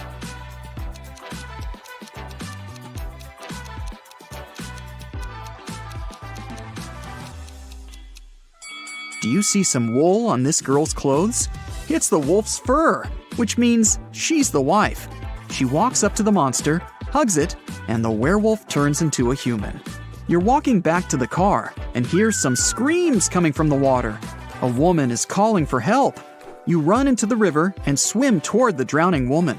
But when you approach her, you see 3 people.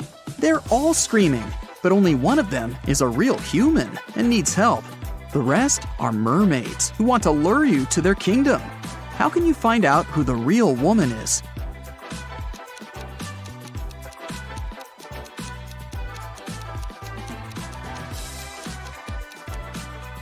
Just dive and check who has a fishtail.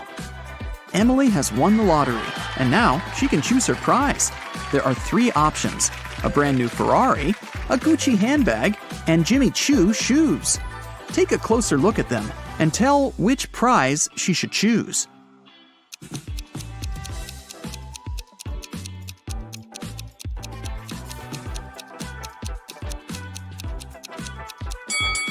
Emily should choose the handbag. The logos of Ferrari and Jimmy Choo are wrong, so the car and the shoes must be fake. So 3 best friends have finally met in a cafe to discuss some business. Val orders a big cake with fruit. Simon asks for a glass of soda. and Leo takes an energy bar out of his bag and starts eating it. The waiter brings the cake and the soda and leaves. Simon drinks from his glass, but Val doesn't touch the cake. Why?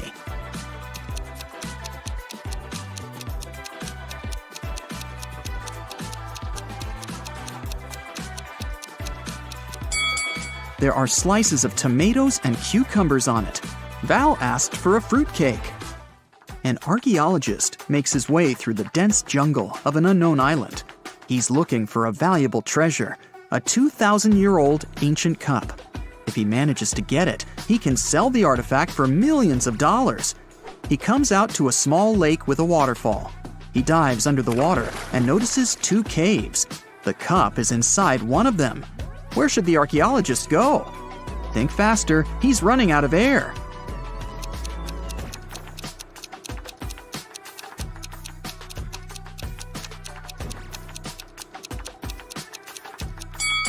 He needs to swim to the left cave. Air bubbles are floating out, which means there is some dry land inside the cave. 3 guys are sitting on the sidewalk. They're all in dirty clothes and look tired. Each of them hopes to get some money from people who are passing by. But nobody helps them, since one of these homeless people only pretends to be poor. Passers-by see this and don't want to help any of them. Who do you think is pretending?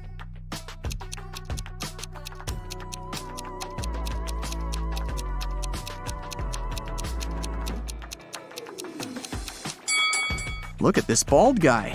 You can notice a smartwatch on his wrist. Samantha has been wandering through the desert for several hours. The sand is so hot that she can't touch it. Samantha notices a tent far ahead. It's definitely not a mirage. The girl quickens her pace and reaches the spot.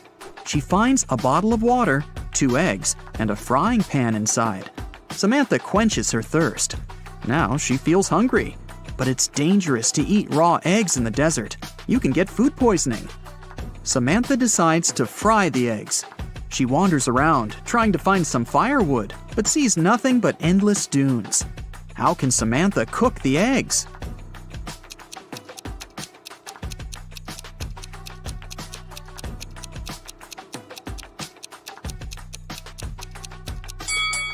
She can put the pan on the sand. It's hot. The sun will add to this heat, and the eggs will fry. After taking a shower, Albert realizes he's lost his wedding ring. It seems that the ring fell down the drain. Oh no, his wife will return home soon, and she'll definitely notice this disappearance. The wife enters the apartment. She looks at her husband, asks him to turn around, and pulls the ring out of his hair. It got caught there while he was in the shower. But how did the wife know the ring was there? Albert was facing her.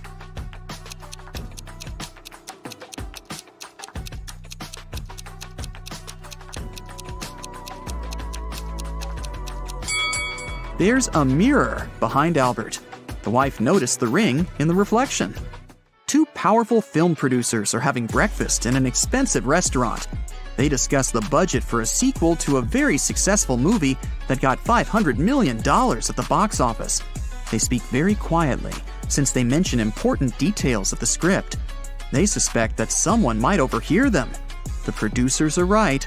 Some curious people are indeed eavesdropping on their conversation. Can you find them?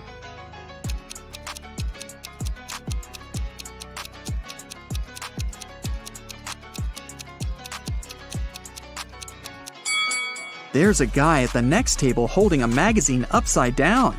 Obviously, he isn't reading it. He must be listening to the producers. That girl over there is a journalist. There's a camera lens sticking out of her backpack. See? She will post a video, and fans will be able to read the producer's lips. That man is eating a salad, but you can notice a microphone hidden in his long hair. 3 people are standing in line in front of an ice cream cart. The first guy is taking a cone from the seller. The guy behind him is nervous. His hands are in his pockets. The third guy is looking at something through binoculars. Which of them is a police officer?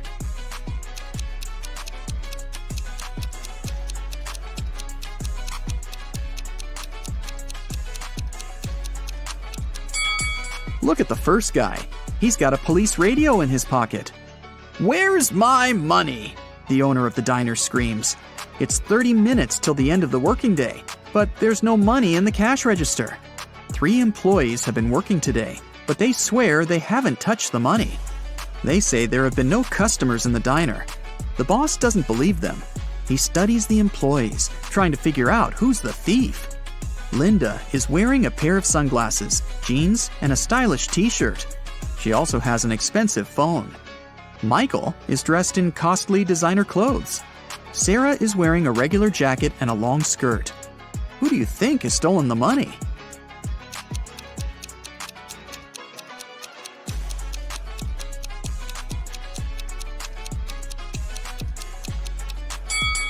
They're all telling the truth. Look at the sign on the door. Open, it says. This means people passing by the diner see the closed sign. The employees simply forgot to turn it over, and that's why there have been no customers. Starry sky, fresh cool air, endless dunes, a small campfire, and a tent. This place is a fairy tale. Sarah has always wanted to spend a night in a desert. She takes pictures of the stars, drinks hot tea from a thermos, and enjoys life. It's a perfect night. Too perfect. The smile disappears from Sarah's face. Everything is not real. 2 signs indicate that Sarah is sleeping now. What are these signs?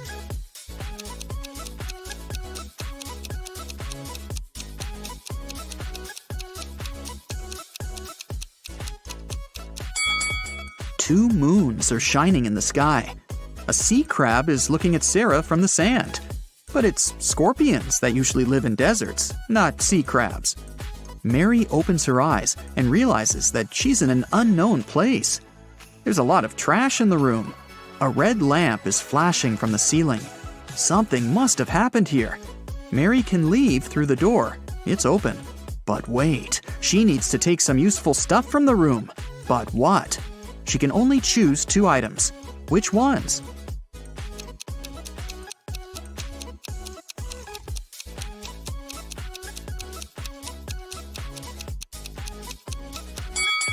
Mary needs to get scuba gear and a mask. Look at that small window. Fish are swimming by. Mary is underwater. The Millers and the Johnsons are going on a vacation. Can you tell which family has a daughter?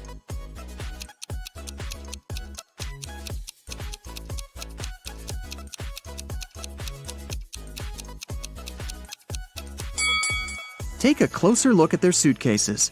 The Millers have 2 suitcases, but the Johnsons have 3. The extra one must be their daughters, who probably just left for a while. Let's move to Norway. After the Christmas break, 2 twin sisters, Alicia and Ada, came to visit their mother. However, one of the sisters has a boyfriend from Thailand, who she had visited right before her mother. Can you tell which one?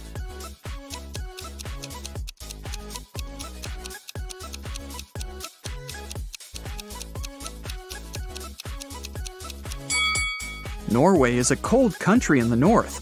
Also, it's winter, but unlike her twin sister, Ada is tanned. It's probably because she just spent her vacation in some warm country, like Thailand, at her boyfriend's place. So it must be her. Samantha and her daughter Avery went to the lake to spend some time together. They found a nice spot and sat down there. A bit later, Samantha remembered she'd left her camera in the car and went to get it. When she returned, her daughter was gone. The woman called the police, and they started to look for the girl. There were 3 people nearby, and the police officers interrogated them all. Benjamin said, "I was walking nearby and saw a girl sitting by the lake, but I didn't do anything to her." Genevieve said she hadn't even seen the girl or her mother. And Victoria said she hadn't seen them either, but she heard someone screaming. Who should the officers arrest?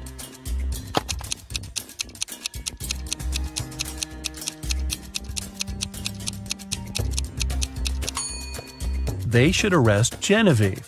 Look, she's wearing Avery's scarf. Brian called the police early in the morning. He said that the night before, he and his girlfriend Estelle had been watching a scary movie together. Estelle was afraid to go home, so she stayed at his place. She was having a bad dream with zombies chasing after her, and she didn't wake up in the morning. The guy didn't know what had happened, but the police arrested him, claiming he was guilty. Why?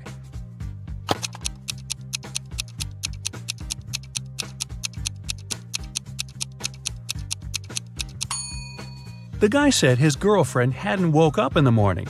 Then, how did he know what she had been dreaming about? Theodore came from New York to his hometown, Chicago, to spend a week with his father.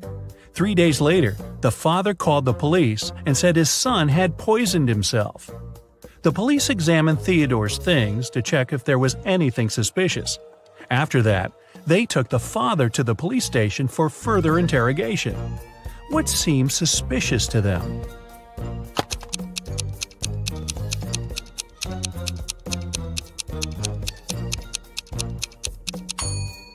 The officers found a return ticket from Chicago to New York. Theodore wouldn't have bought this ticket if he hadn't been planning to return to New York. Esme was having her usual walk in the forest. And you know what? She got lost again. After wandering around for a couple of hours, she finally found the witch's house. Esme asked the witch to show her the way back home. The witch wanted to make Esme her maid, but she had a problem. She was planning a vacation and wanted to go fishing. Her fishing rod was 13 feet long, and one was only allowed to take things no longer than 12 feet on the train. The witch promised Esme that if the girl found a solution, she'd let her go. What can Esme recommend?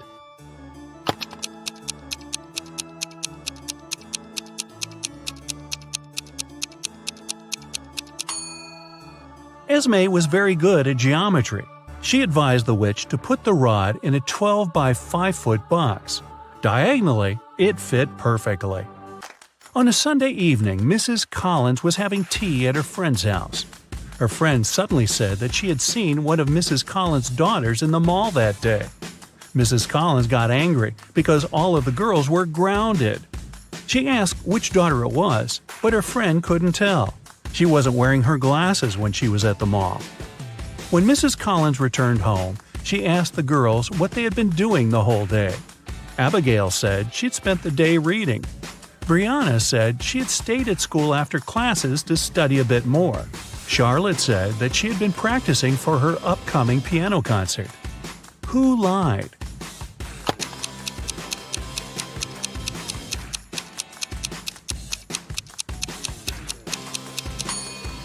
Brianna. It's Sunday. There's no school. A young girl, Tenley, was brought to the hospital after being poisoned. But the examination showed that Tenley hadn't eaten or drunk anything that day. Her sister, Kennedy, said she didn't know anything about the accident. Tenley's friend, Ruby, said, "We were at school when Tenley felt bad." Tenley's boyfriend, Archie, said, "I haven't even talked to her today." How was Tenley poisoned, and who did it?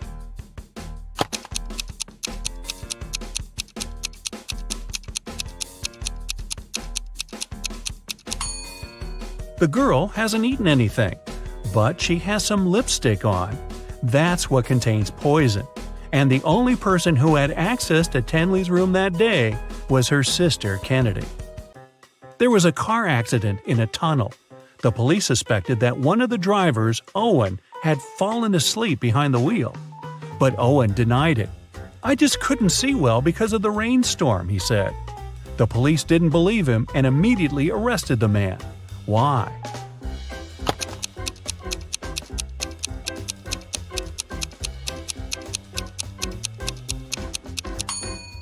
The accident happened in a tunnel. It couldn't rain there. Someone in the town was stealing cars. Every time a car disappeared, its owner would get a message from an anonymous number. In each message, there were 2 emojis that didn't make any sense. The police tracked the number, and the geolocation led to 3 houses.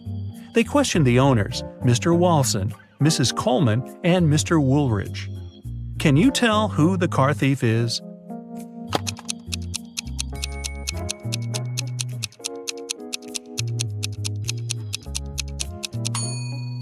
The emojis seemed to make sense after all. They're a wall and a father with a son.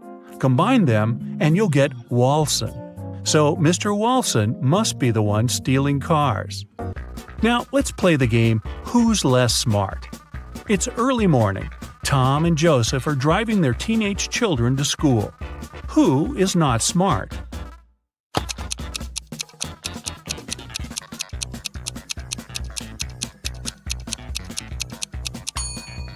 Joseph. His son is not in the car. His father has probably forgotten about the poor guy. A rich lady booked into one of the best hotels in the city. When she got her key, she noticed that her bags had been stolen. Oh no! The police interrogated 3 main suspects. Mr. Kramer said, "I'm going to see my friends now. I've spent the day in my room." Mrs. Harrelson said, "I wouldn't steal anything. I'm rich." Mr. Scott said, "I've been walking my dog and have just returned. I know nothing about it." Who is the criminal?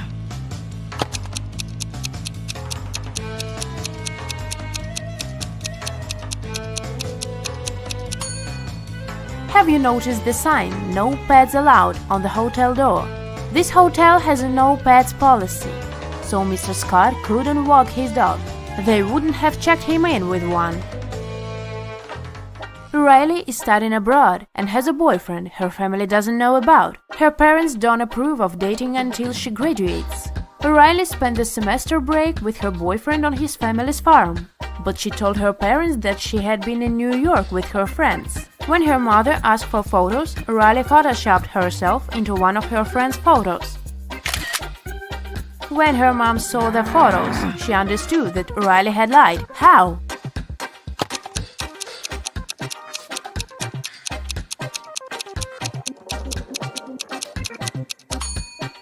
Look, Riley is the only person in the photo who doesn't have a reflection in the mirror behind. This is what gave her away. Mrs. Brown is the owner of an apartment building with a no-pet policy. Not even fish are allowed. One night she hears a dog barking on the floor above her apartment. The next day she inspects 2 apartments upstairs. In which apartment does the dog live?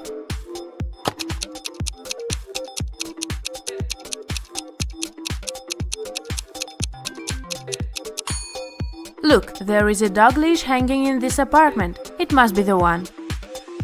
Even after the tenant with the dog had moved out, Mrs. Brown kept hearing some barking. She thought it was phantom noises, but a week later she decided to check 2 more apartments. Take a close look at them and try to figure out if a dog lives one of them.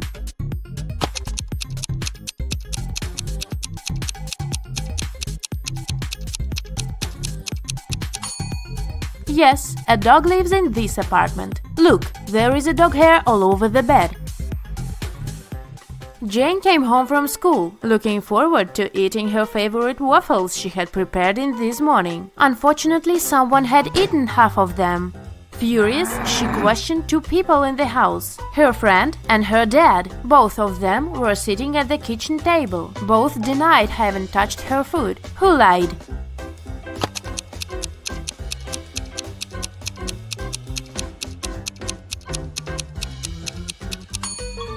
Her father lied. Look, there are waffle crumbs in his mustache.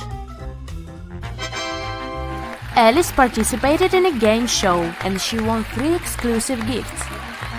A Dolce & Gabbana wallet, a backpack from Dior, and a Tesla. But here is a catch. She is to pick her presents herself by choosing between the original and the replica. Can you help her pick the correct prizes? Here are 2 Dolce & Gabbana wallets. One of them is the original and the other is a replica. Which one should Alice choose?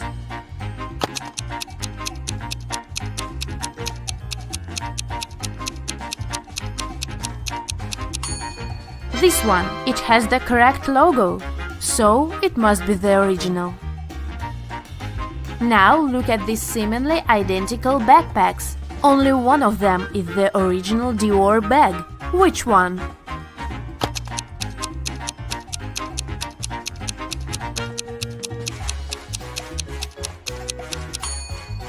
This one. This logo is correct. And finally, the car. Let's see if you remember the Tesla logo.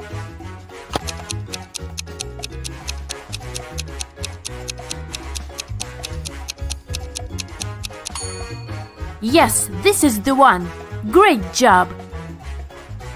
Daniela graduated from FBA Academy and applied for a job at several secret agencies. She got an acceptance letter from one of them, but it didn't contain any instructions. In the end, there was a number. She tried to call it, but it turned out it didn't exist. Take a look at the acceptance letter. Can you help Daniela figure it out?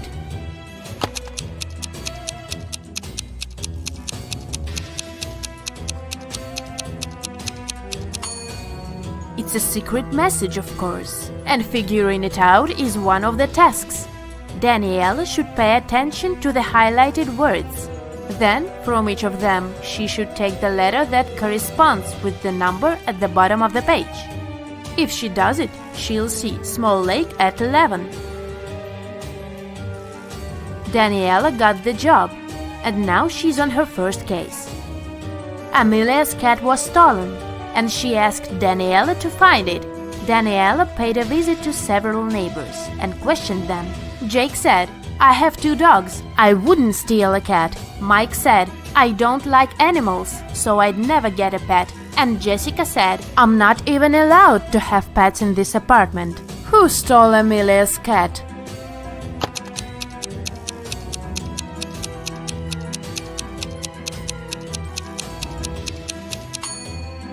Have you noticed a cat house in Mike's apartment?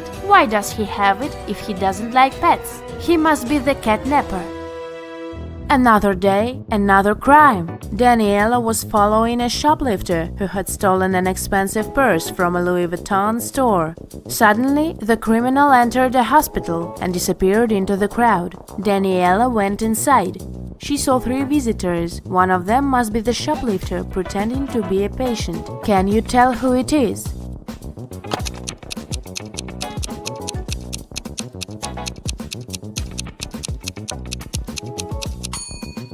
It must be this woman. That young woman is pregnant, and this one is wearing high heels, so she wouldn't have been able to run fast.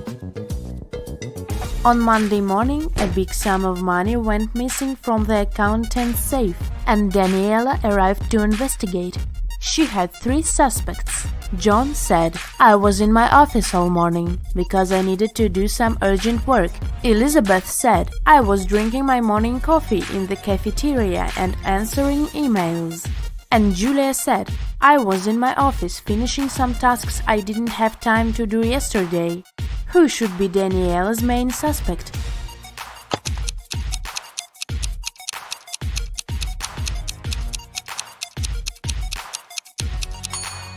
Julia. She mentioned some tasks left from the day before, but it was Sunday. Daniela was spending her Sunday in a theme park when she heard 2 people arguing. It turned out they were arguing over the car keys left in the park's lost and found. Both were claiming them. Take a close look at them and decide who the keys really belong to.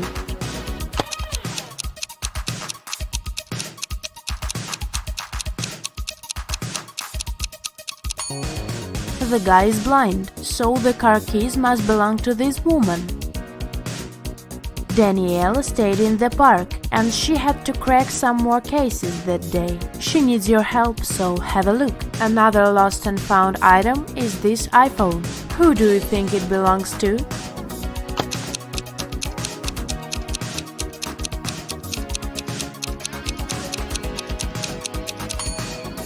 This girl's phone is in her pocket, so the iPhone most likely belongs to the other woman. And the last item is a Louis Vuitton purse. 2 girls are claiming it, but who is the rightful owner?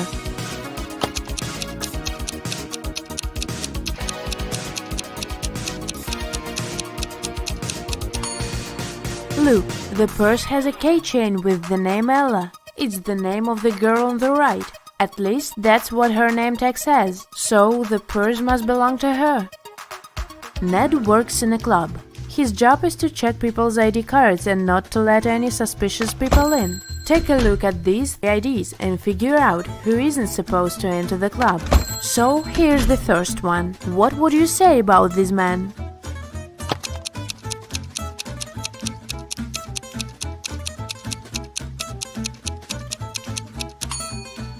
Don't let him in. The man was born on the 3rd of February, but this date doesn't even exist. It must be a fake ID. Okay, here's the next candidate. What's your verdict?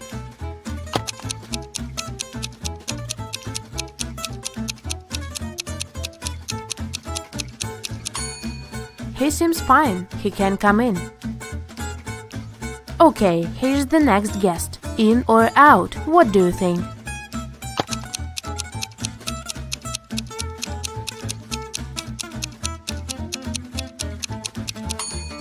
She seems fine for me. Okay, next. Luke, what is your decision regarding this one?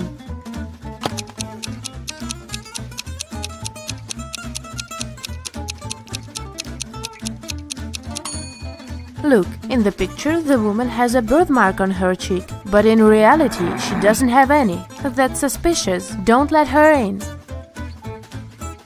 Okay, another one for you.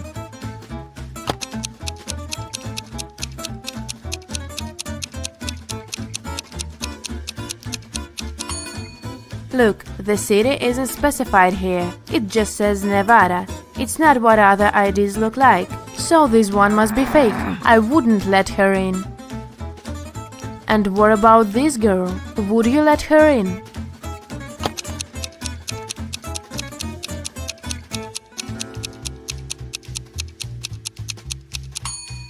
She seems alright. Green light. A group of tourists arrives at the farm and Marjorie gives them a fun tour. Unfortunately, one of these guests is a thief. Can you guess who?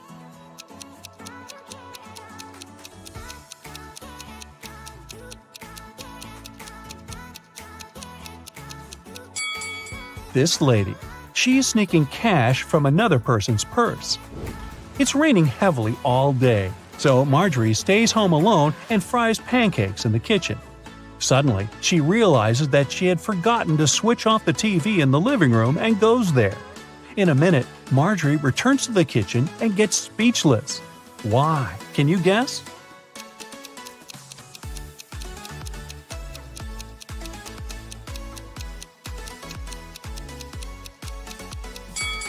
When Marjorie left the kitchen, one prepared pancake was on the dish.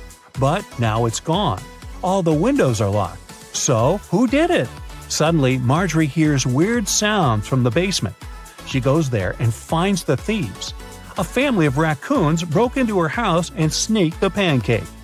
Can you count the exact number of animals in the basement?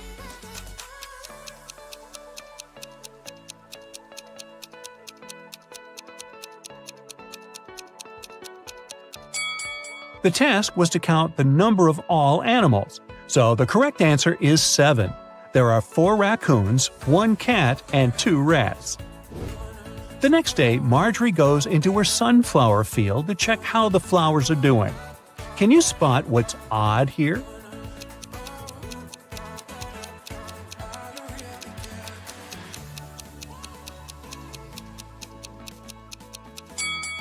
There's a socket built into the ground.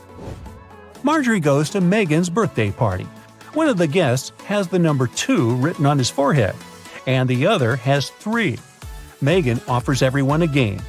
All 3 of you have a number on your forehead. The number on one of your foreheads is the sum of the other numbers. All the numbers are unique. Now, you can't talk to each other. If you guess your number correctly, you won't have to wash dishes. So, can you guess Marjorie's number?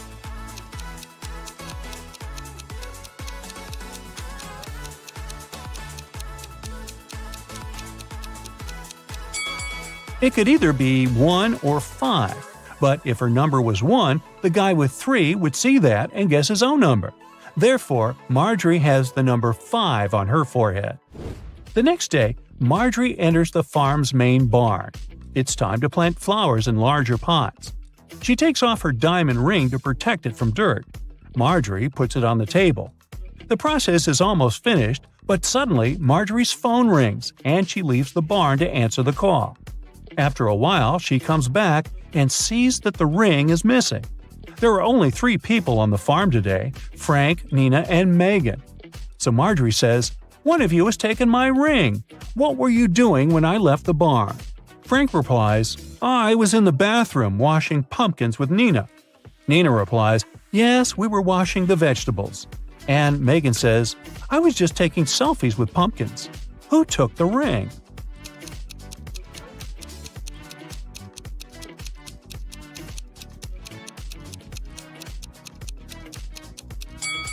Look at this bird cage. It was opened. The canary bird flew out and took the ring. There are 3 sets of lab equipment on Marjorie's table. Can you sort the odd one out?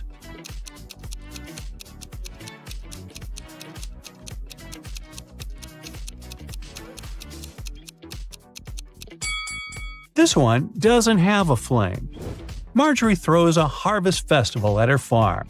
Her friends and coworkers chill all together. Can you spot any zombies among them?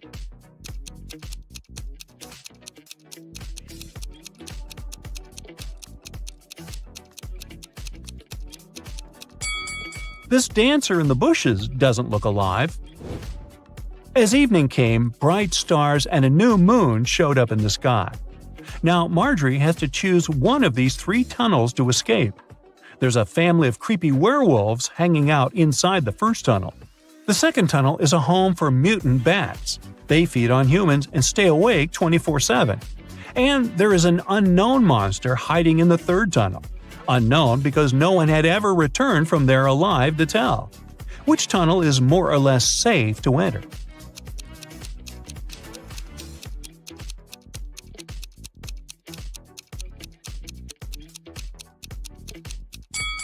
Marjorie should choose the first tunnel. It's a new moon, so the werewolves are not dangerous yet. Annika received a letter where someone asked her out. The letter was sweet, but it wasn't signed, so she didn't know who it was. She was guessing 3 guys. All of them were her college friends. Who do you think asked Annika out?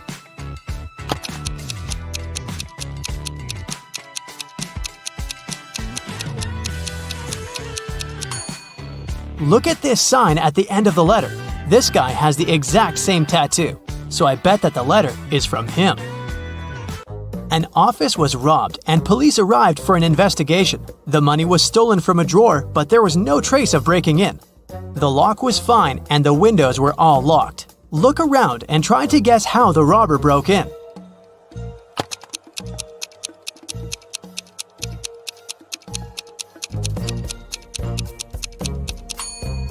Look at the ventilation gate. It's slightly open. The robber must have used this way to get into the office and get out. A police officer was following a robber around the city. Suddenly, the robber entered the hospital and disappeared. When the police officer entered the building, there were 3 workers. One of them must be the robber who dressed up to pretend to be a doctor. Can you tell who?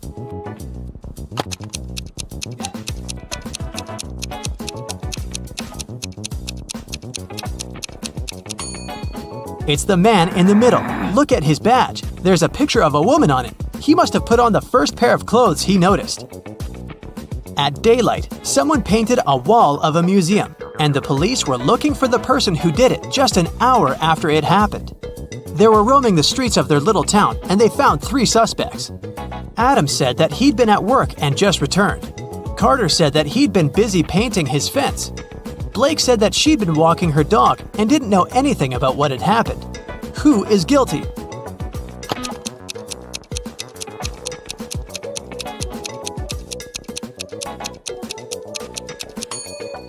It's Carter. He has paint on his hands, and it indeed goes in line with his alibi that he was painting the fence. But his fence is red, and the paint on his hands is blue, just like the painting on the museum's wall. Mrs. Roberts, a math teacher, returned to the classroom after visiting a principal's office and took a sip of her coffee. She had to spit it out immediately because, instead of coffee, there was blue ink inside. Can you tell which student pranked her?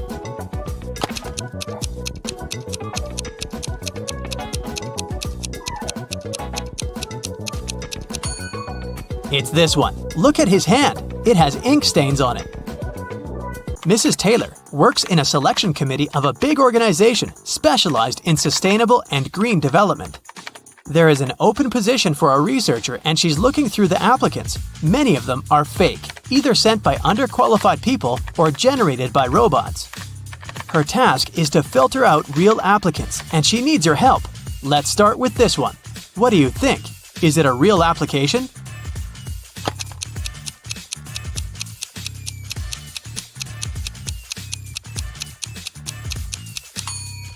No, it doesn't seem so. This girl was born in 2003, so she's 19 years old. She's way too young to have a PhD. She must be lying.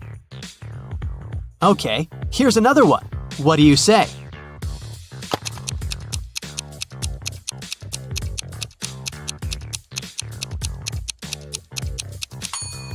This seems to be another fake. Look at his birthday. There was no February 29th in 1991. This application must have been generated by a robot. Okay then, here's the next candidate for you. What's your call?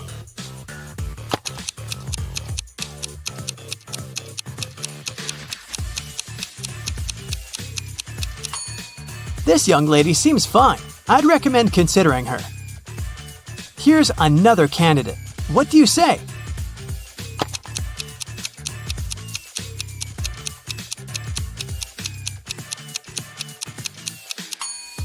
He seems fine to me too. Next one, this candidate. Do you see something suspicious, or is it all okay?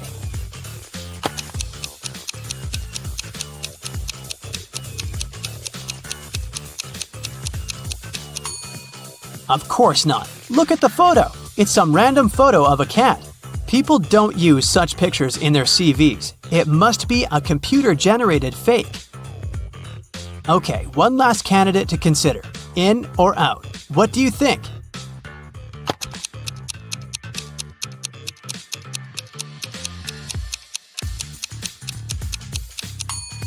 It says that this person is from Narnia. Narnia is a fictional place. It doesn't exist in real life. So this CV must be fake too. A woman called the police and reported that she was robbed. She said that she was in a restaurant bathroom, fixing her makeup when someone attacked her from behind. She couldn't see the person and didn't know what they looked like. The police didn't believe her. Why?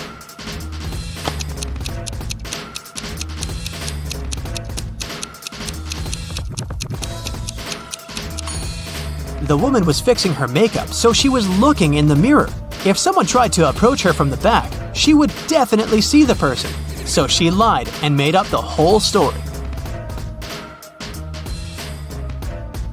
Mrs. Cook went on vacation with her 3 daughters, Kaya, Ruby, and Emma. They were on the beach, and Mrs. Cook had to leave to solve some business issues. The girls stayed, but their mother banned them from going into the water without her supervision. So, they were supposed to read or build sandcastles. When Mrs. Cook returned, she knew that one of her daughters didn't listen to her. Which one?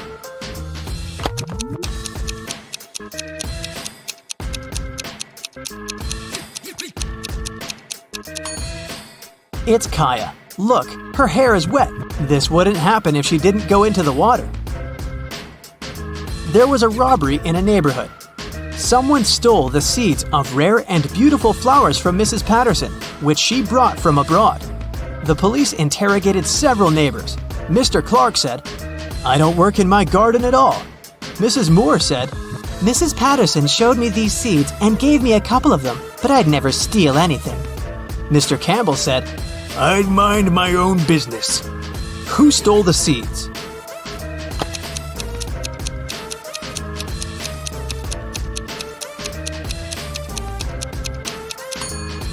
It was Mr. Clark. He said that he didn't take care of his garden, but his garden looks way too nice to be abandoned. In a parallel universe, it's only allowed to have fun and eat candy. No one ever reads or studies. Mrs. Relham came back home after a long and fun day at a club and asked her daughters what they'd been doing. Hannah said that she'd been watching TV all day. Elle said that she'd spent a day in the water park. Ava said that she and her friends had had a candy-eating marathon. Still, Mrs. Relham could tell that one of her daughters lied and had actually spent all day studying. Who was it?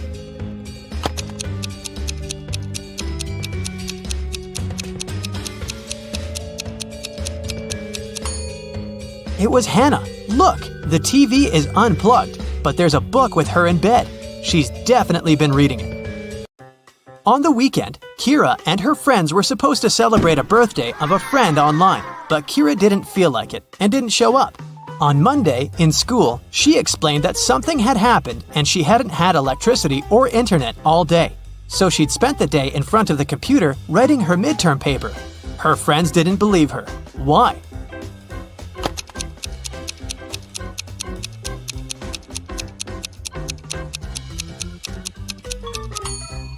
If there was no electricity, she wouldn't be able to work on her computer because it doesn't work without electricity. I'll keep checking how attentive you are, and here are some more tasks for you. Now I'll show you 2 apartments and you have to figure out which one of them was robbed. Ready to start? Here's the first pair. What do you say?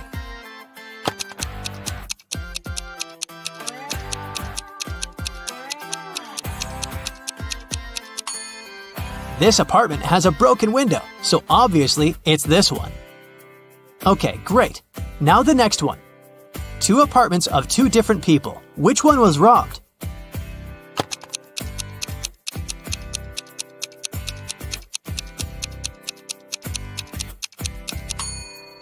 This one is way too trash to be a regular mess. I bet it was robbed. Another pair of apartments. Can you see which one someone had broken in?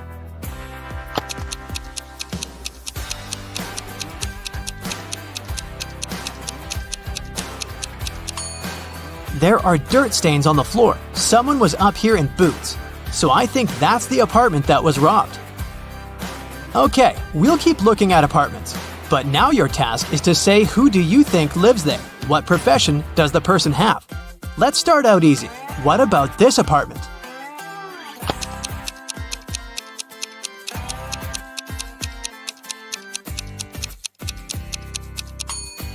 Paintings, brushes, it definitely belongs to an artist.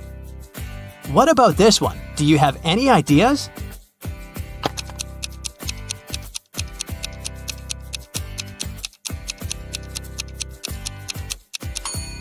Punching bag, boxing gloves, dumbbells, and some other sports equipment. I'd say there's a boxer living there. Take a closer look here. What are your thoughts?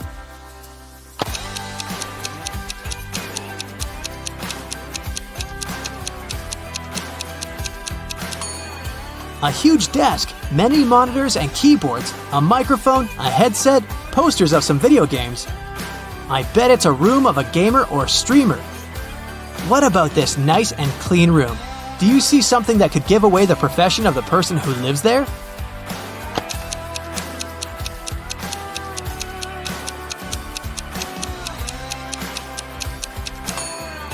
There's a ballet bar, and there are also some tutus in the wardrobe.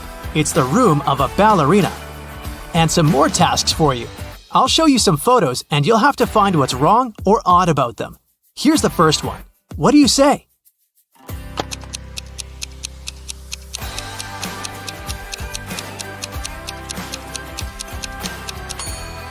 There are people on the surface of the moon, but they're not wearing any spacesuits. Another space-related picture. Do you see a mistake?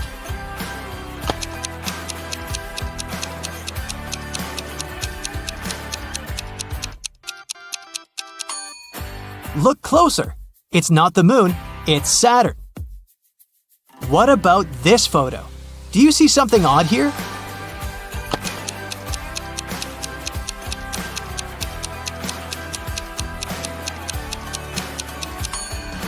Look at the way this guy is eating a banana. Just look at this. A car has crashed into a restaurant window, smashing it. Detective Harris has come to investigate the case. There are 2 suspects, Julie and Douglas. But each of them claims that the other person did it. Can you help the detective figure out who is lying?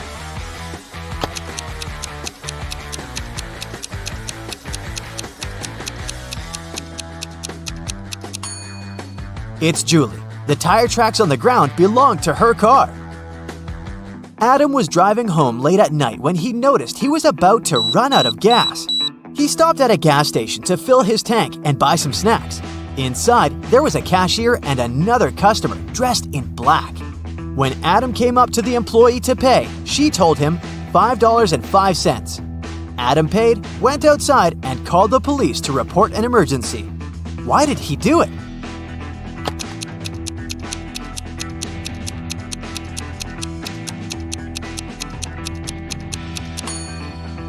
The cash register showed 1835, but the cashier said 505, which looks like SOS. Detective Harris was walking along the street when he heard some noise. He decided to check out what had happened. It turned out that some man had grabbed an elderly lady's bag and run away. The detective ran in the direction the witnesses showed him. After he turned the corner, he saw 3 doors. He knocked on the first one. The apartment owner, Patrick, opened the door. The man told the detective he'd just returned from a long run. Another man, Jerry, opened the second door. He said he'd been playing basketball behind his house. The third apartment belonged to Raymond, a musician. He had just finished composing a new piece of music. After talking to all these people, Detective Harris understood who the criminal was. Have you figured it out?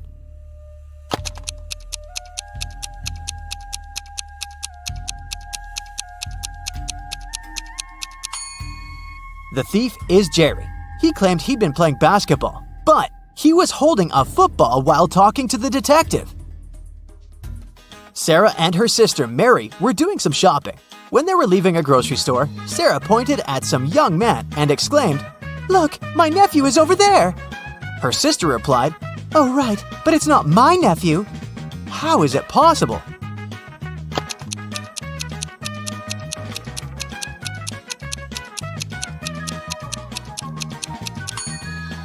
The young man is Mary's son.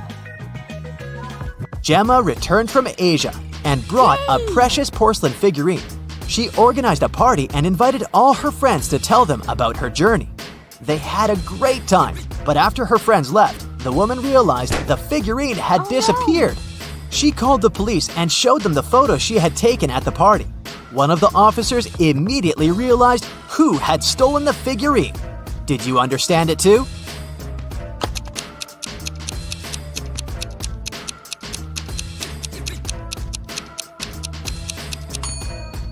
It was this girl. She hid the figurine under her hat. At 9 a.m., Ethan got a call from his friend, an owner of a large business.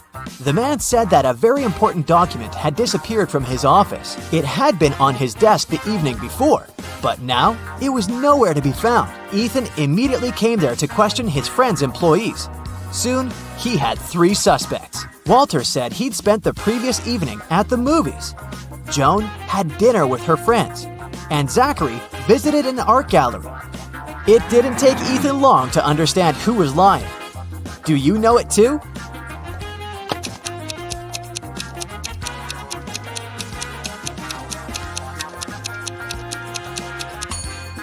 It was Walter.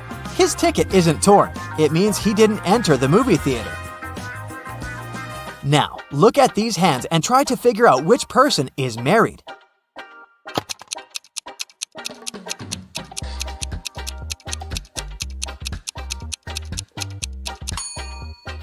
If you look at the first hand attentively, you'll realize it doesn't belong to a grown-up person.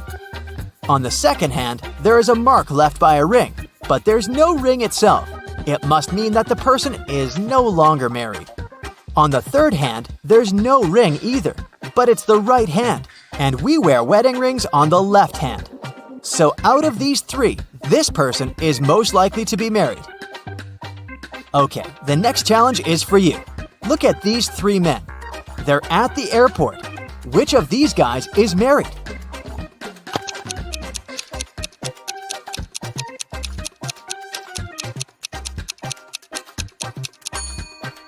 All of these men are holding their passports and tickets in their hands. None of them is wearing a wedding ring.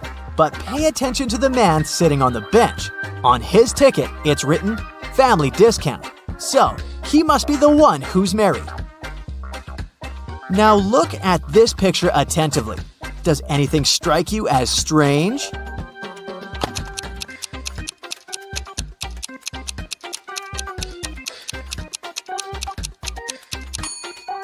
It's winter, but butterflies are flying around the snowman. Now, Try to figure out what's wrong with this image.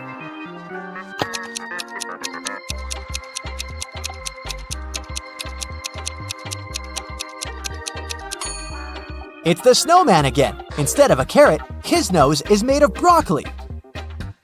And the last image for you to analyze.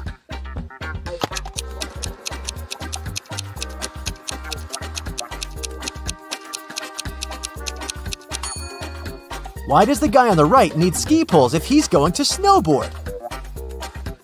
Marcus woke up in a dark basement with just one candle burning on the table.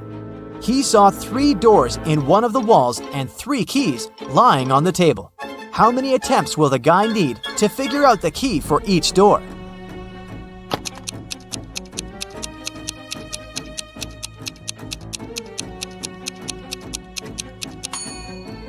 He'll need 6 attempts at the most, 3 of them for the first key, 2 attempts for the second key and 2 remaining doors, and just 1 attempt for the last key. But if Marcus is extremely lucky, he might need just 3 attempts. Alicia's mom asked the girl to do some grocery shopping. She gave her a shopping list and her bank card. But the woman knew her daughter was very absent-minded. That's why she gave Alicia a small note in case she forgot the card's PIN number. When the girl was at the register, she realized she had indeed forgotten the PIN. Alicia pulled the note out of her pocket and immediately remembered the code. Can you figure out what it was if the note had a fly, a cat, a person, and a snake drawn on it?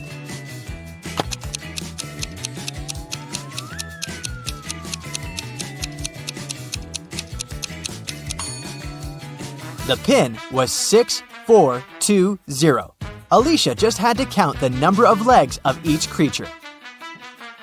A fancy restaurant in Los Angeles was offering a promotional deal. A married couple could eat at the restaurant for half price on their anniversary. To prevent scams, the couple would need proof of their wedding date. On a Thursday evening, a couple entered the restaurant and claimed it was their anniversary, but they didn't have any proof. The restaurant manager was called to speak with the couple. When the manager asked to hear about their wedding day, the wife said, "Oh, it was a wonderful Sunday afternoon. Birds were chirping and flowers were in full bloom." After nearly 10 minutes of ranting, she told the manager that today was their 28th wedding anniversary. How lovely. The manager said, However, you do not qualify for the discount. Today is not your anniversary. You are a liar. How did the manager know it wasn't their anniversary?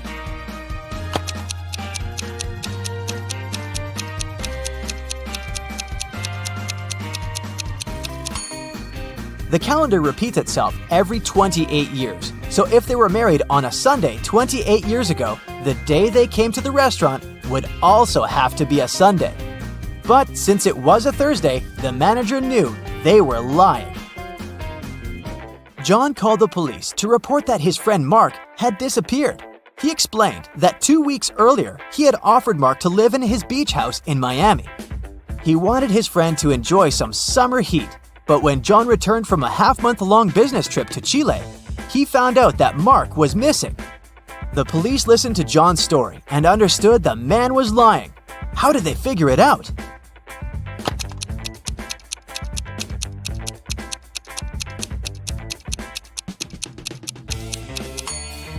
If it was summer in Miami, it was winter in Chile. And still, John came back suntanned. It means he hadn't been to Chile. Maya was in the gym doing the workout her personal trainer had prepared for her. It was tougher and longer than her usual ones. Exhausted, Maya returned to the changing room only to find her expensive bag gone. Oh no! She immediately called the police. They had 3 suspects. Maya's trainer said that he had been preparing a new program for his clients. Emma, another gym goer, said she had been running on a treadmill for 2 hours. The cleaner said he had been washing the swimming pool. Who took Maya's bag?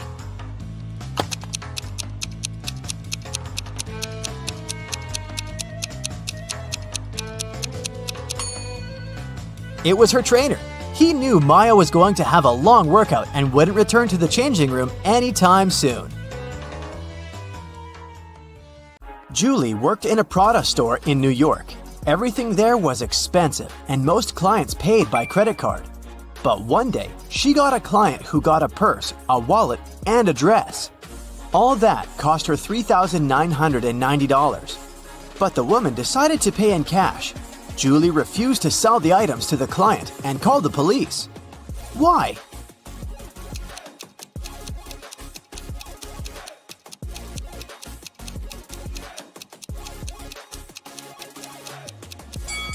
Tried to use to pay.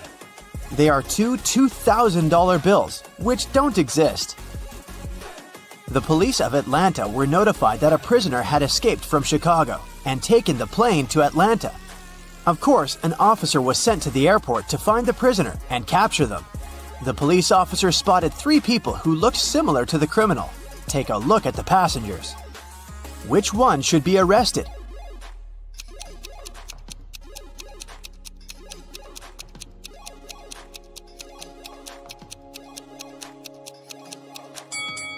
The prisoner must be this guy. He's the only one who doesn't have any luggage with him.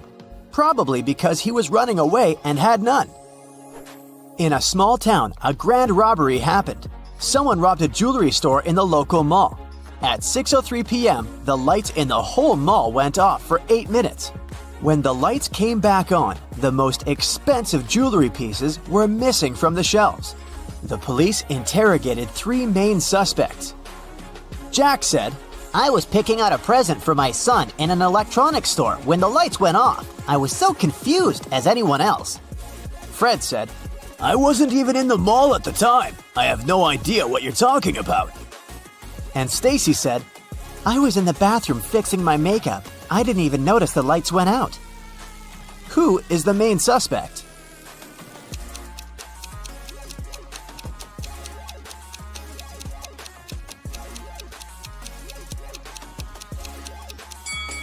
It's Stacy. She said that she hadn't noticed that the light had gone out, but they went off everywhere, including the bathrooms. She would have noticed it, so she's lying. Ava has always wanted to get a cat, but her mom wouldn't allow her to have a pet. So, when one day she found a kitten on the street, she brought it home, but kept it a secret. She succeeded for 2 weeks, but one morning she went down to the kitchen. Have you been hiding a cat in your room? Her mother asked.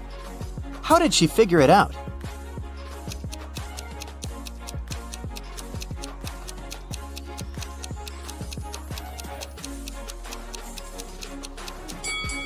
Ava is wearing shorts. Her legs are all scratched, and these scratches are what gave her away. During Halloween, all kinds of creatures flooded a little town, blending in with the citizens. Weeks passed, but some of them stayed, pretending to be humans. The town's detective could catch the remaining ones. He's been tracking a vampire, and he has 3 suspects. All of them only come out at night. Which one of them is the vampire?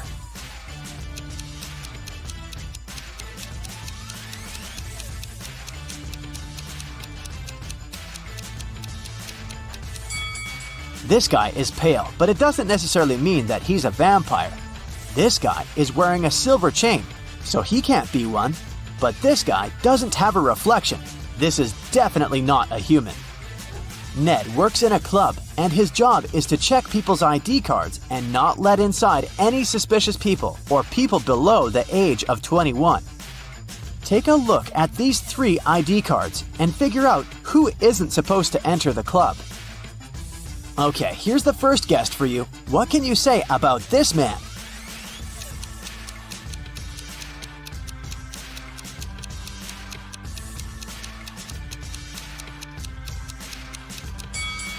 Don't let him in. The person in the photo is totally different. It's not this guy's ID card. Okay, here's the next one. Keep your eyes wide open. Do you see anything suspicious?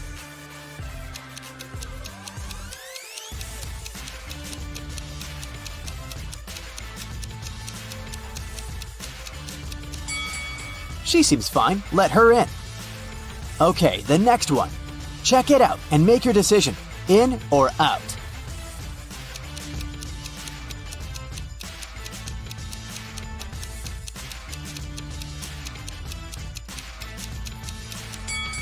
Las Vegas is written with a W. It's a typo, which is unacceptable for official documents. This ID must be fake. Here's the next guest for you to examine. What's your verdict? Will you let her in?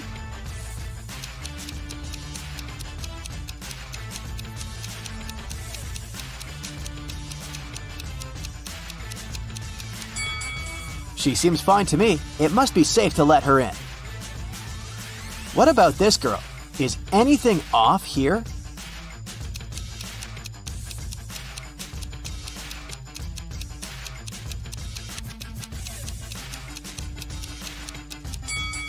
She seems fine to me too. Green light. Okay, the last guest. In or out?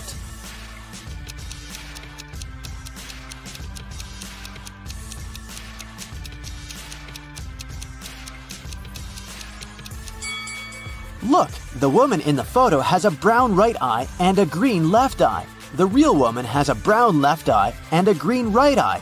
This is too suspicious. I wouldn't let her in. Amelia is a huge modern art enthusiast, and she wants to take her siblings to a new exhibition. A ticket for one person costs $18. A ticket for two costs $30. And a ticket for three costs $45.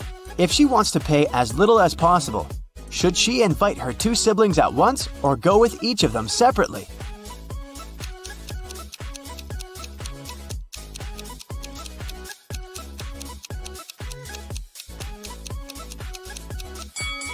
It's cheaper if the three of them go together. It'll cost $45. If Amelia went with each of them separately, she would have to pay $30 twice, so she'd pay $60 in total. Ellery has a sweet tooth, and every Friday she goes candy shopping for the week.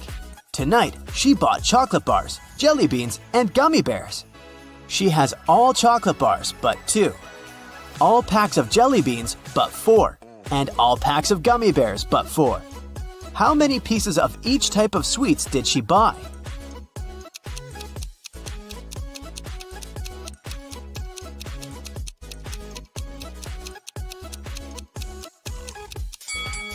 Chocolate bars are all but 2, which means that there are 2 packs of jelly beans and gummy bears together. So there's 1 pack of jelly beans and 1 pack of gummy bears. Chocolate and gummy bears are 4 together, so there are 3 chocolate bars.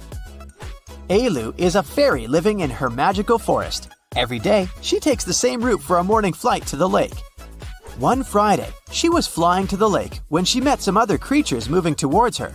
There were 2 elves, 3 fairies, and a gnome. How many creatures were going to the lake that Friday morning?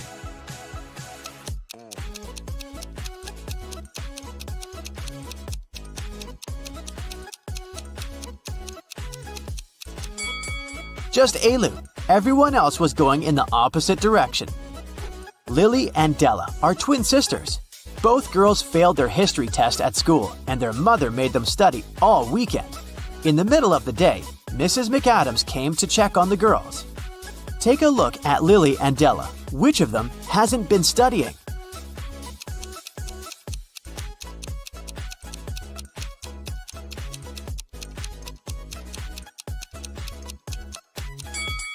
Della, the book she's reading isn't a history book, it's physics. She must have grabbed the closest book as soon as she heard her mother's footsteps.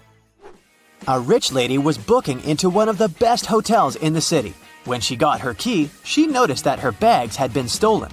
The police interrogated 3 main suspects. Mr. Collins said, "I wouldn't steal anything. I'm rich. I live in the penthouse on the 20th floor." Mrs. Jones said, "I've just returned to the hotel. I've been out all day." And Mrs. Smith said, "I wouldn't steal anything. I have too much stuff myself."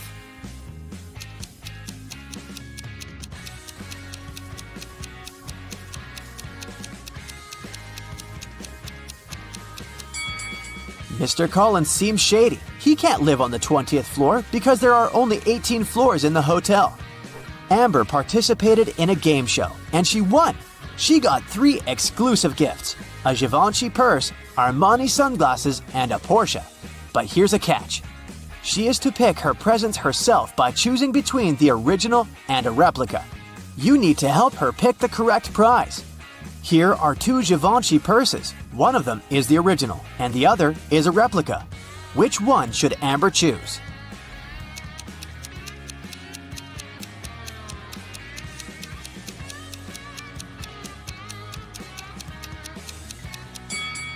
This one. It has the correct logo, so it must be the original. Now, there are two seemingly identical pairs of sunglasses, but only one of them is the original from Giorgio Armani. Which one?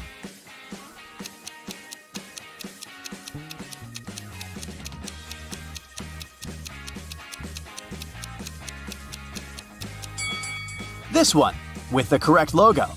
And finally, the Porsche. Let's see if you remember their logo.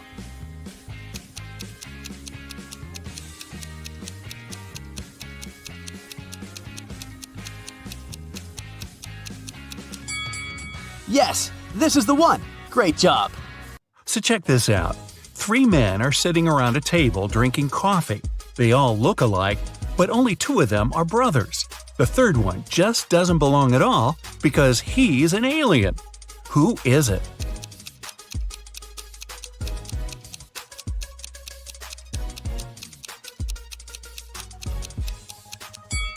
It's the man sitting on the right. He's got 12 fingers. Yeah, the one sitting in the center has some weird ears, but look at the family portrait on the wall. His dad has the very same ears. Gabrielle is a shop assistant in a department store. Right now, there are 3 people in the fitting rooms. There's Jessica, the woman wearing a green dress, Sean, a man wearing a leather jacket and skinny jeans, and Alex, the man who's trying on a larger-sized pair of jeans that Gabrielle just brought him. One of the clients is an alien. Help Gabrielle figure it out. Who's the alien?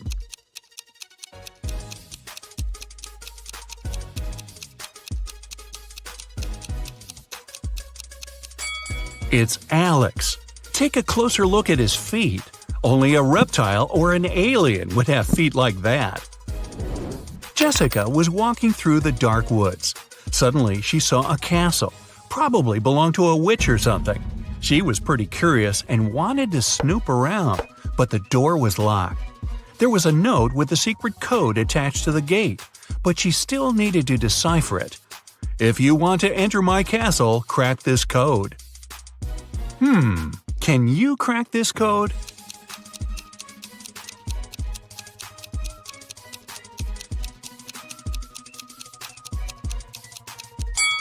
The answer is witch.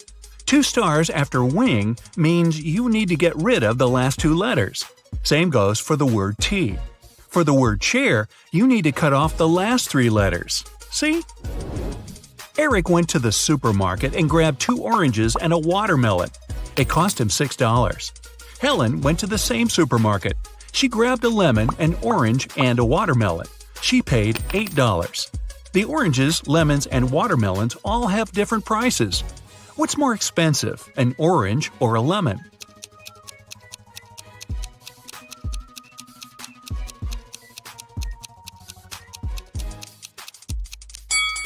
The lemon's more expensive. Eric had 2 oranges and a watermelon, which cost him $6. The 2 fruits have different prices, so it can't be 2 plus 2 plus 2. The only possible combination is 1 plus 1 plus 4, so the watermelon cost $4. Helen paid $4 for the watermelon and $1 for the orange. So now we know a lemon costs $3. David and Hannah got stranded on a tiny uninhabited island. They had no radio or cell phones, so they couldn't call for help. There were no trees on the island, so they couldn't even make a smoke signal. Suddenly, Hannah noticed a plane circling the sky, searching for them.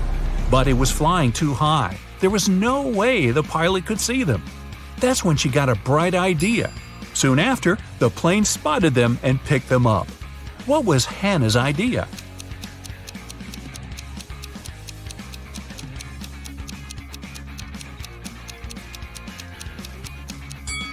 She used rocks to spell out SOS on the sand. 3 turtles are walking one behind the other. The first one says, "There are 2 turtles behind me." The second one says, "There's 1 turtle behind me and another one right in front of me." The third one says, "There are 2 turtles in front of me and 1 more right behind me." Now, how's that possible?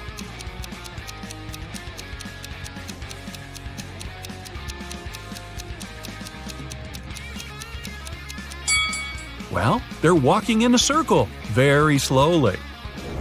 On a farm, there's a cow, 2 horses, and a cat. Farmer Jack drives up to his farm accompanied by his dog, Fluffy. How many feet are there on the farm?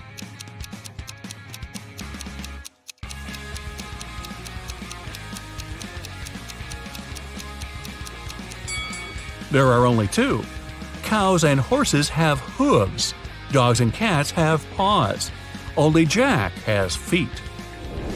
You find yourself trapped in a medieval castle, far away from civilization. Boy, your vacation isn't turning out as planned. You can't jump out the window because it's too high off the ground. The only tree near the window doesn't look sturdy enough for you to climb on down. However, there are 3 doors, one of which can lead you to freedom. Behind the first door is a fierce fire. Behind the second door are hundreds of venomous snakes. And behind the third door, there's a pitch-black maze. Who knows what surprises are waiting for you there? So, which door should you choose?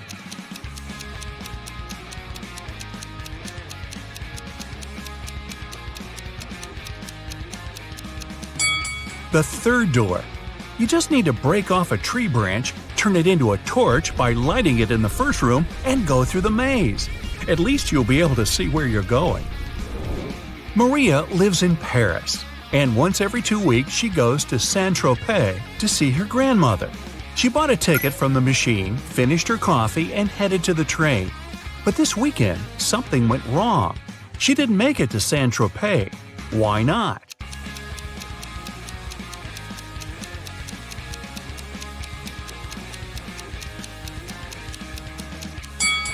She bought the wrong ticket.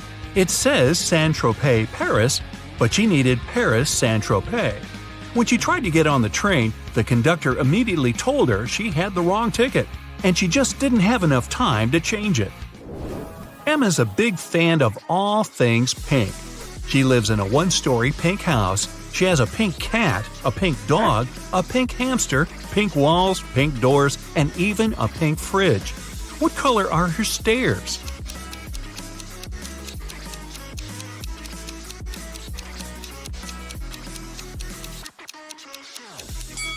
She doesn't have stairs. She lives in a 1-story house. But that house sure gets a lot of stares from the neighbors. Mark got to take part in a TV show where he had to answer some tough questions.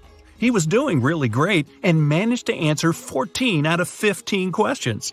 He was real nervous. Only 1 more question and he'd hit the grand prize, $1 million. What is as large as an elephant but doesn't even weigh an ounce?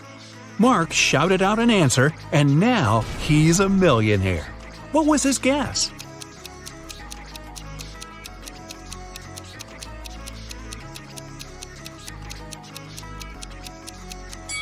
It's shadow. It's as large as an elephant, but it's weightless. Ice melts when you heat it up. But if you heat me, I solidify. You have 7 seconds to figure out what I am.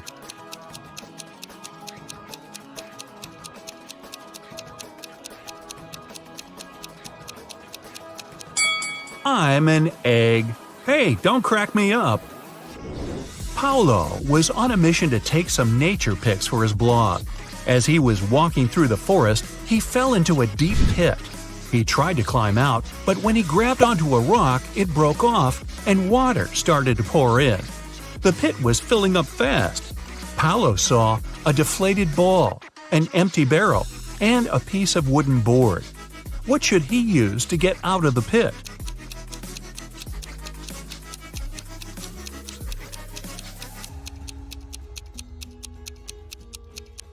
The deflated ball is too small and has a slit in one side. The wooden board wouldn't support his weight. The best option is the empty barrel. It might just keep Paolo afloat. Anthony majored in accounting at the university. His roommates wanted to test his intelligence. They took 3 envelopes and wrote some messages on them. Then they put the answers to Anthony's upcoming exam in one of the envelopes. Only one envelope has a truthful message written on it. The other two are lies. Anthony isn't allowed to open the envelopes before choosing. The first message read, "There are no exam answers here." The second read, "The exam answers are here." And the third message read, "The exam answers aren't in the second envelope." Which envelope has the exam answers in it?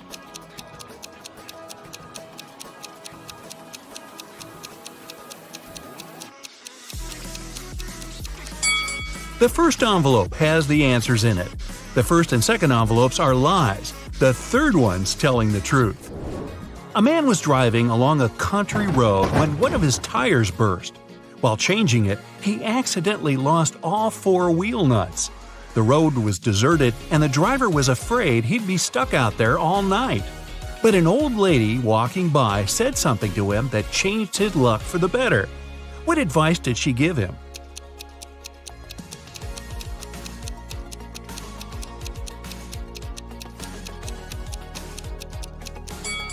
She told him to remove one nut from each of the other wheels and use them for the fourth tire. This way, he could get to the nearest service station. King Archibald had no one who could inherit his throne. That's why he decided to hold a contest to find a worthy successor. He gave a seed to every participant and announced that the person who grew the healthiest and most beautiful plant would become the next king or queen. On the final day of the competition, the king saw hundreds of people with plants of all sizes and shapes, but he ignored them all. He ended up choosing a lady holding a pot with nothing in it but moist dirt. How come she won?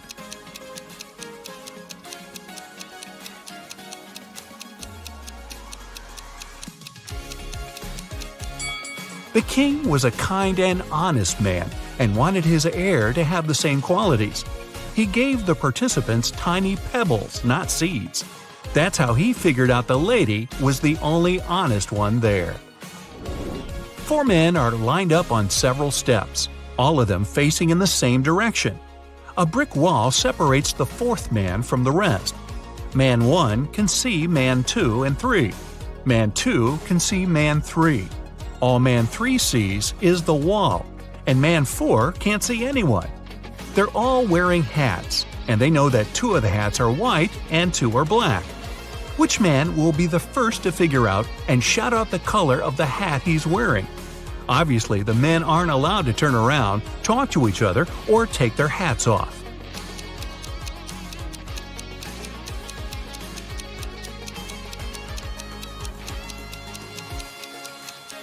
It'll be man 2.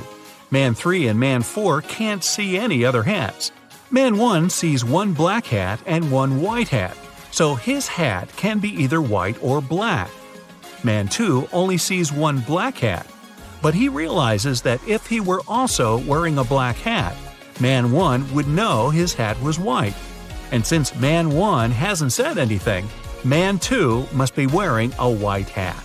And if you figured all that out, well, my hat's off to you. A tragedy in the artist's house.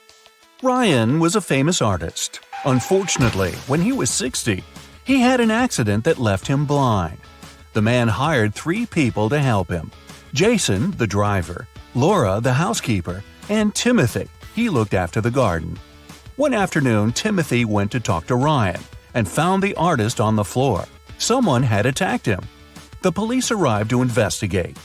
Jason told him he and Ryan had had a great time in the morning playing computer games. Then he left to pick up Ryan's daughter from the airport. Laura said she'd spent all day in the kitchen cooking dinner. And Timothy said that before finding Ryan, he had been at the market choosing new fruit trees for the garden. Who is behind the attack?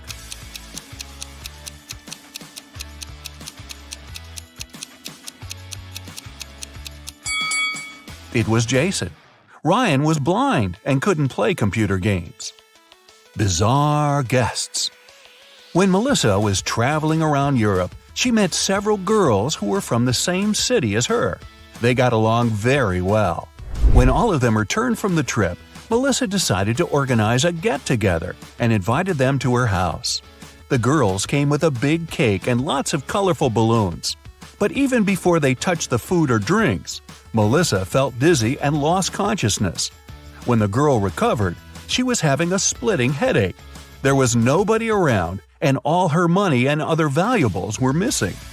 Melissa looked at the photos taken before she fainted. After examining them for a couple of minutes, she understood what had happened. Can you figure it out?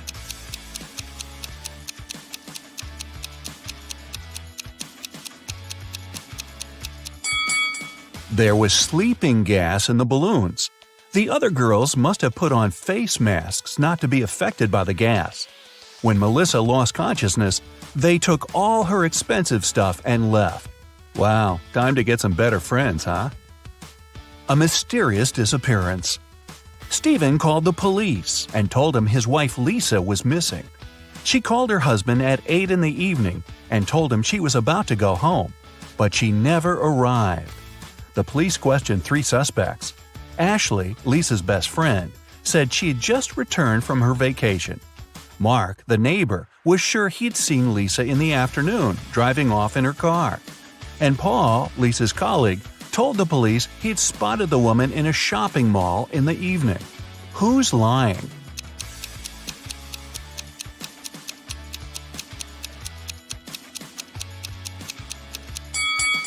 Paul knows something about Lisa's whereabouts. The woman wasn't in the shopping mall that night. She was at a movie theater. A call to the police. Amanda was going through a deserted park when someone hit her on the head. When she recovered, her bag, along with her phone, money, and documents, were gone. There were no people around but for one elderly lady. Amanda rushed toward her, explained the situation, and asked to call the police. The lady told her not to worry and started to press 911 on her phone. After talking for a minute, she said, "They're going to be here in no time." As soon as Amanda heard these words, she sprinted off. Why?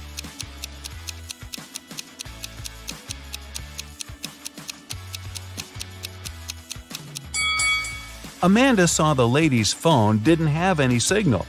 Then how could she call the police? A suspicious senior citizen. A date. Betty was on cloud 9 after 2 guys asked her out. But she felt she couldn't give hope to both of them. She had to choose one. Stephen was her secret crush. From a rich family, handsome and smart. She'd been dreaming about him for a year. John was a good guy too. She knew for sure he was kind and funny. The girl was at a loss. Which one should she pick? Any ideas?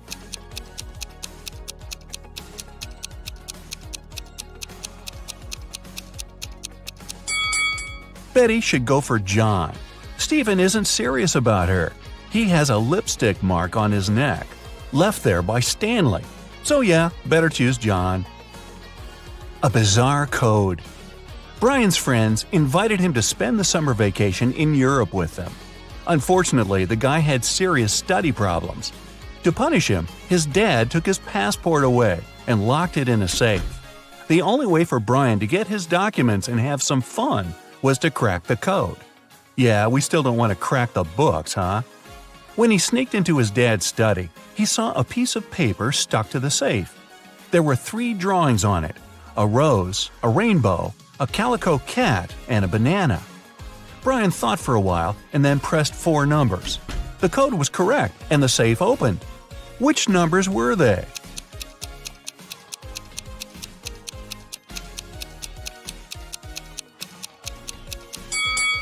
(2731). Each digit corresponds to the numbers of colors of the objects in the picture. An anxious husband. A man called the police. He could hardly talk. "My wife! She got into a car accident!" When the police arrived, the woman had been already rushed to a hospital. The detectives found out that she had crashed into a tree right next to her house. The car was beyond repair. One of the police officers examined the vehicle and saw the woman's bag. Inside, he found her driver's license and car keys, some money and bank cards, a notebook and her passport. After that, the husband was immediately arrested. Why?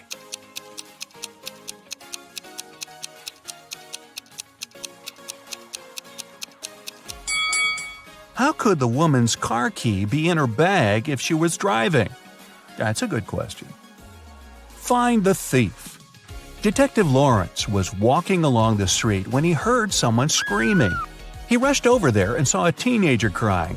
What happened? I was talking to my friend when someone grabbed my phone and pushed me to the ground. When I came to my senses, there was no one around, but I saw that cafe's door closing. The detective entered the cafe the girl was talking about and looked around. There were 5 people inside. All of them seemed to be rather decent. Can you figure out who's the criminal?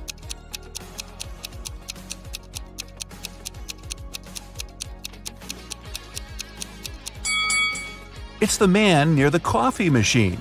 His drink is still steaming. It means he just bought it. A crime in the neighborhood. One day, Mr. Martin called the police. His car was stolen right from the street outside his house. The detective questioned 3 suspects. Eric, a teenager who lived next door, said he had been at school and had seen nothing suspicious. Amy, a young artist renting a house across the street, had been too engrossed in her work to pay attention to her surroundings. But Mr. Brandon, an elderly man whose house was next to Amy's, accused Eric of taking the car. Mr. Brandon was having his breakfast when he saw the teenager get into the vehicle and drive off. Strangely, after his words, the police officers arrested the elderly man. Why?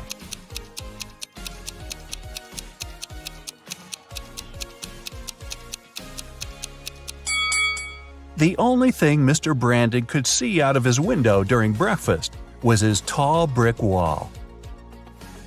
Desperate for help. Kenneth, a newbie police officer, was walking along the street, proudly wearing his uniform. Suddenly, a pretty girl rushed toward him. "Help!" she screamed. "I've been mugged!" After Kenneth made her calm down, the girl told him her story. "I was walking home from college when a man ran up to me. He hit me in the eye and took all my jewelry and money." When Kenneth heard this, he immediately realized the girl was lying. How?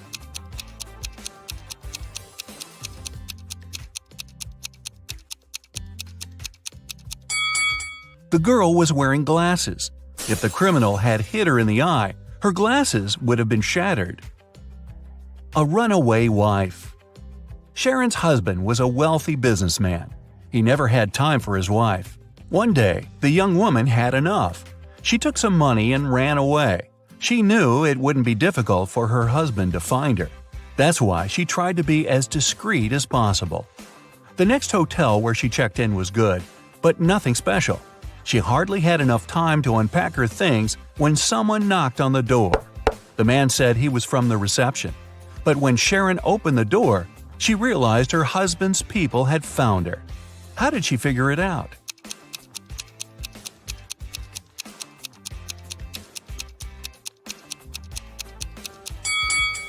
The man's uniform was different from the one the hotel receptionists were wearing.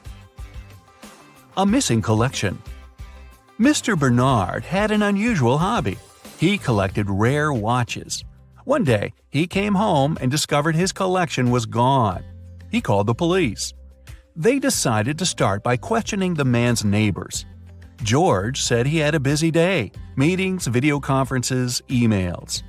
Anna told police she had been feeling unwell since the very morning. She canceled all her plans and stayed in bed. Jason said his car had broken down and he'd been repairing it for the whole day. One person seemed suspicious enough for the police to arrest them. Who was it?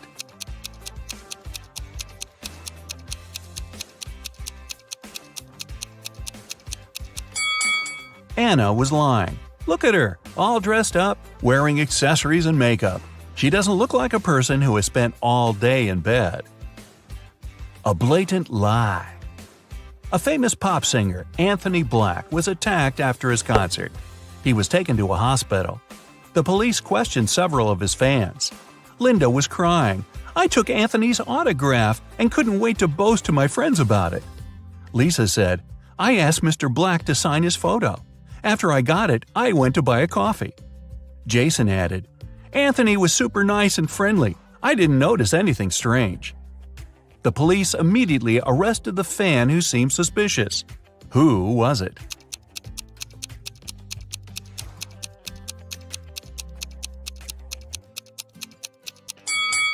It was Lisa. The autograph in the photo looks different from the singer's real signature. Nancy and Mike were going to the Carnival of Riddles, which was scheduled to be in their town during the weekend. It was a very popular carnival that was traveling the country, and everybody was so excited. So, when they arrived, they saw a very long line, and it seemed like they had to wait for many hours to be able to get in. But the ticket salesman left his booth and walked in front of the crowd. He said that he was going to give a riddle to everyone. Since this was the Carnival of Riddles, those who could answer correctly would be able to get inside earlier than others. The riddle was this: I am the beginning of eternity. I am the end of time and space. I am the start of every end. I am the end of every place. What am I?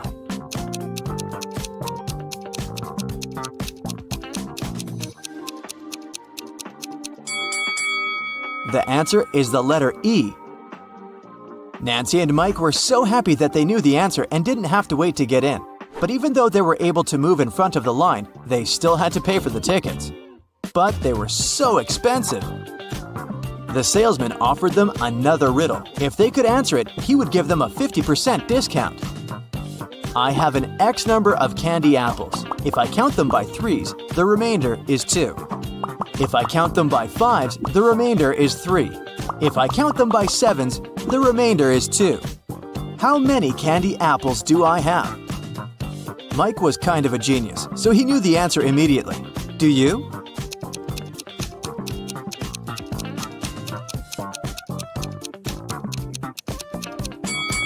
The answer is 23.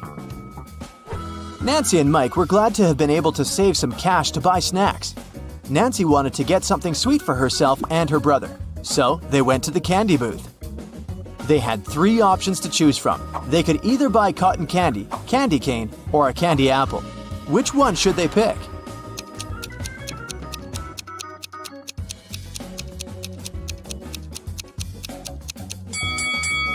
Take a closer look at the cotton candy. There's a teeny tiny spider stuck inside. Yikes! And did you notice that little apple worm inside the candy apple? That's never good. So, they should buy the candy cane. Before leaving the candy booth, Mike wanted to get a gumball too.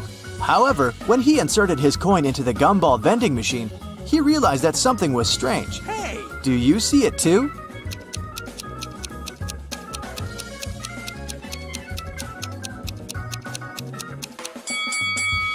Look inside the machine carefully. Not everything in there is a gumball. This and that are eggs.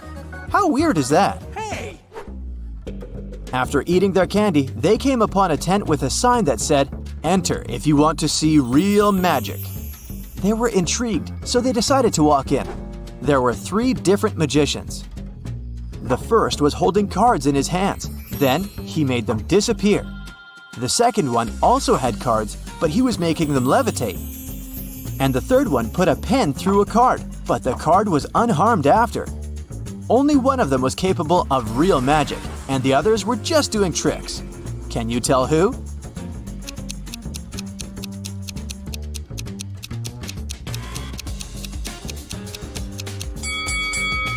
Take a closer look at the first magician's sleeves. You can see a corner of the card. He didn't make them disappear, he just hid them. The second magician's cards are attached to a clear thread. You can notice it from where the sunlight hits. So the third one is the real deal. Mike was a fan of all things scary, so he convinced his sister to take the haunted house ride. As their cart moved inside the dark tunnel, they encountered 3 different monsters along the way. A zombie, a ghost, and a mummy. Little did they know that one of them was a real monster. Can you tell which one?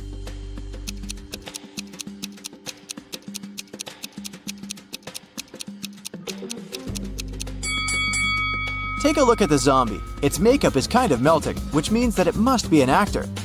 As for the mummy, look at his ankle. His skin slightly shows under all that mummy gauze. So he must be a dressed-up actor as well. That makes the ghost the real monster. So creepy. Nancy didn't enjoy the haunted house ride. She wanted her next ride to be something relaxing, so she chose the carousel. Mike decided to skip this one to explore the carnival more. They agreed to meet later. When Nancy arrived at the carousel, she saw that all the horse seats were taken, except 3. But only one of them looked safe to sit on. Which one is that?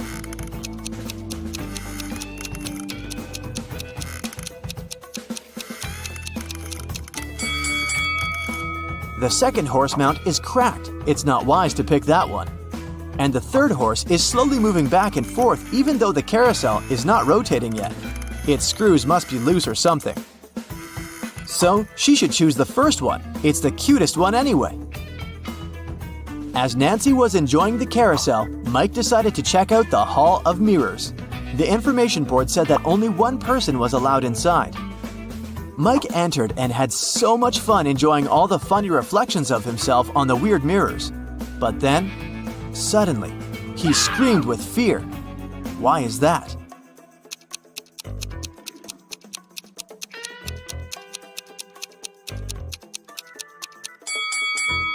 Take a closer look at the mirror reflections. One of them doesn't belong to Mike, so he is apparently not the only one inside, even though the sign said he would be. Mike was so scared of the unexpected reflection. He ran out of the Hall of Mirrors immediately, but as he did, he tripped on a stone and twisted his ankle. So he decided to visit the first aid tent to get some ice. When he walked in, he saw that the nurse was in panic and in no condition to help him out because there were 3 pregnant women sitting in front of her, all claiming they were going to give birth now. However, Mike noticed that one of them was lying and faking her pregnancy. Can you tell who?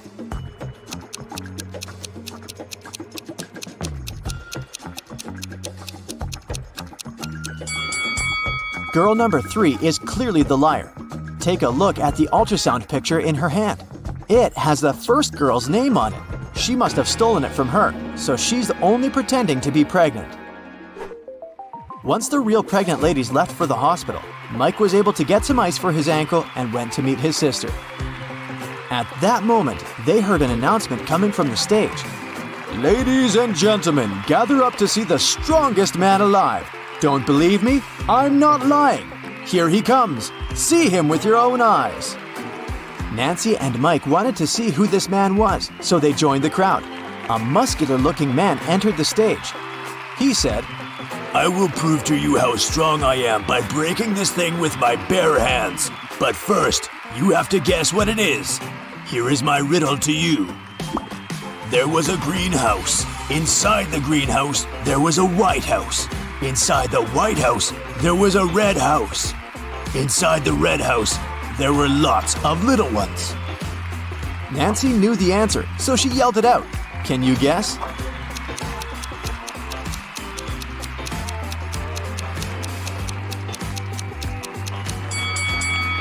It's a watermelon, and the strongman was able to break it with his bare hands indeed. So cool! Nancy and Mike were tired, so they decided to call it a day and go home. But before that, they wanted to get a souvenir from the carnival. They picked a beautiful fridge magnet. When they paid for it, the gift shop salesman put 3 cups upside down on the table and placed their money under one of them. He said he would give their money back and the magnet for free if they could guess which cup had their money after he performed his trick. Watch carefully. Nancy knew where the money was immediately. How about you?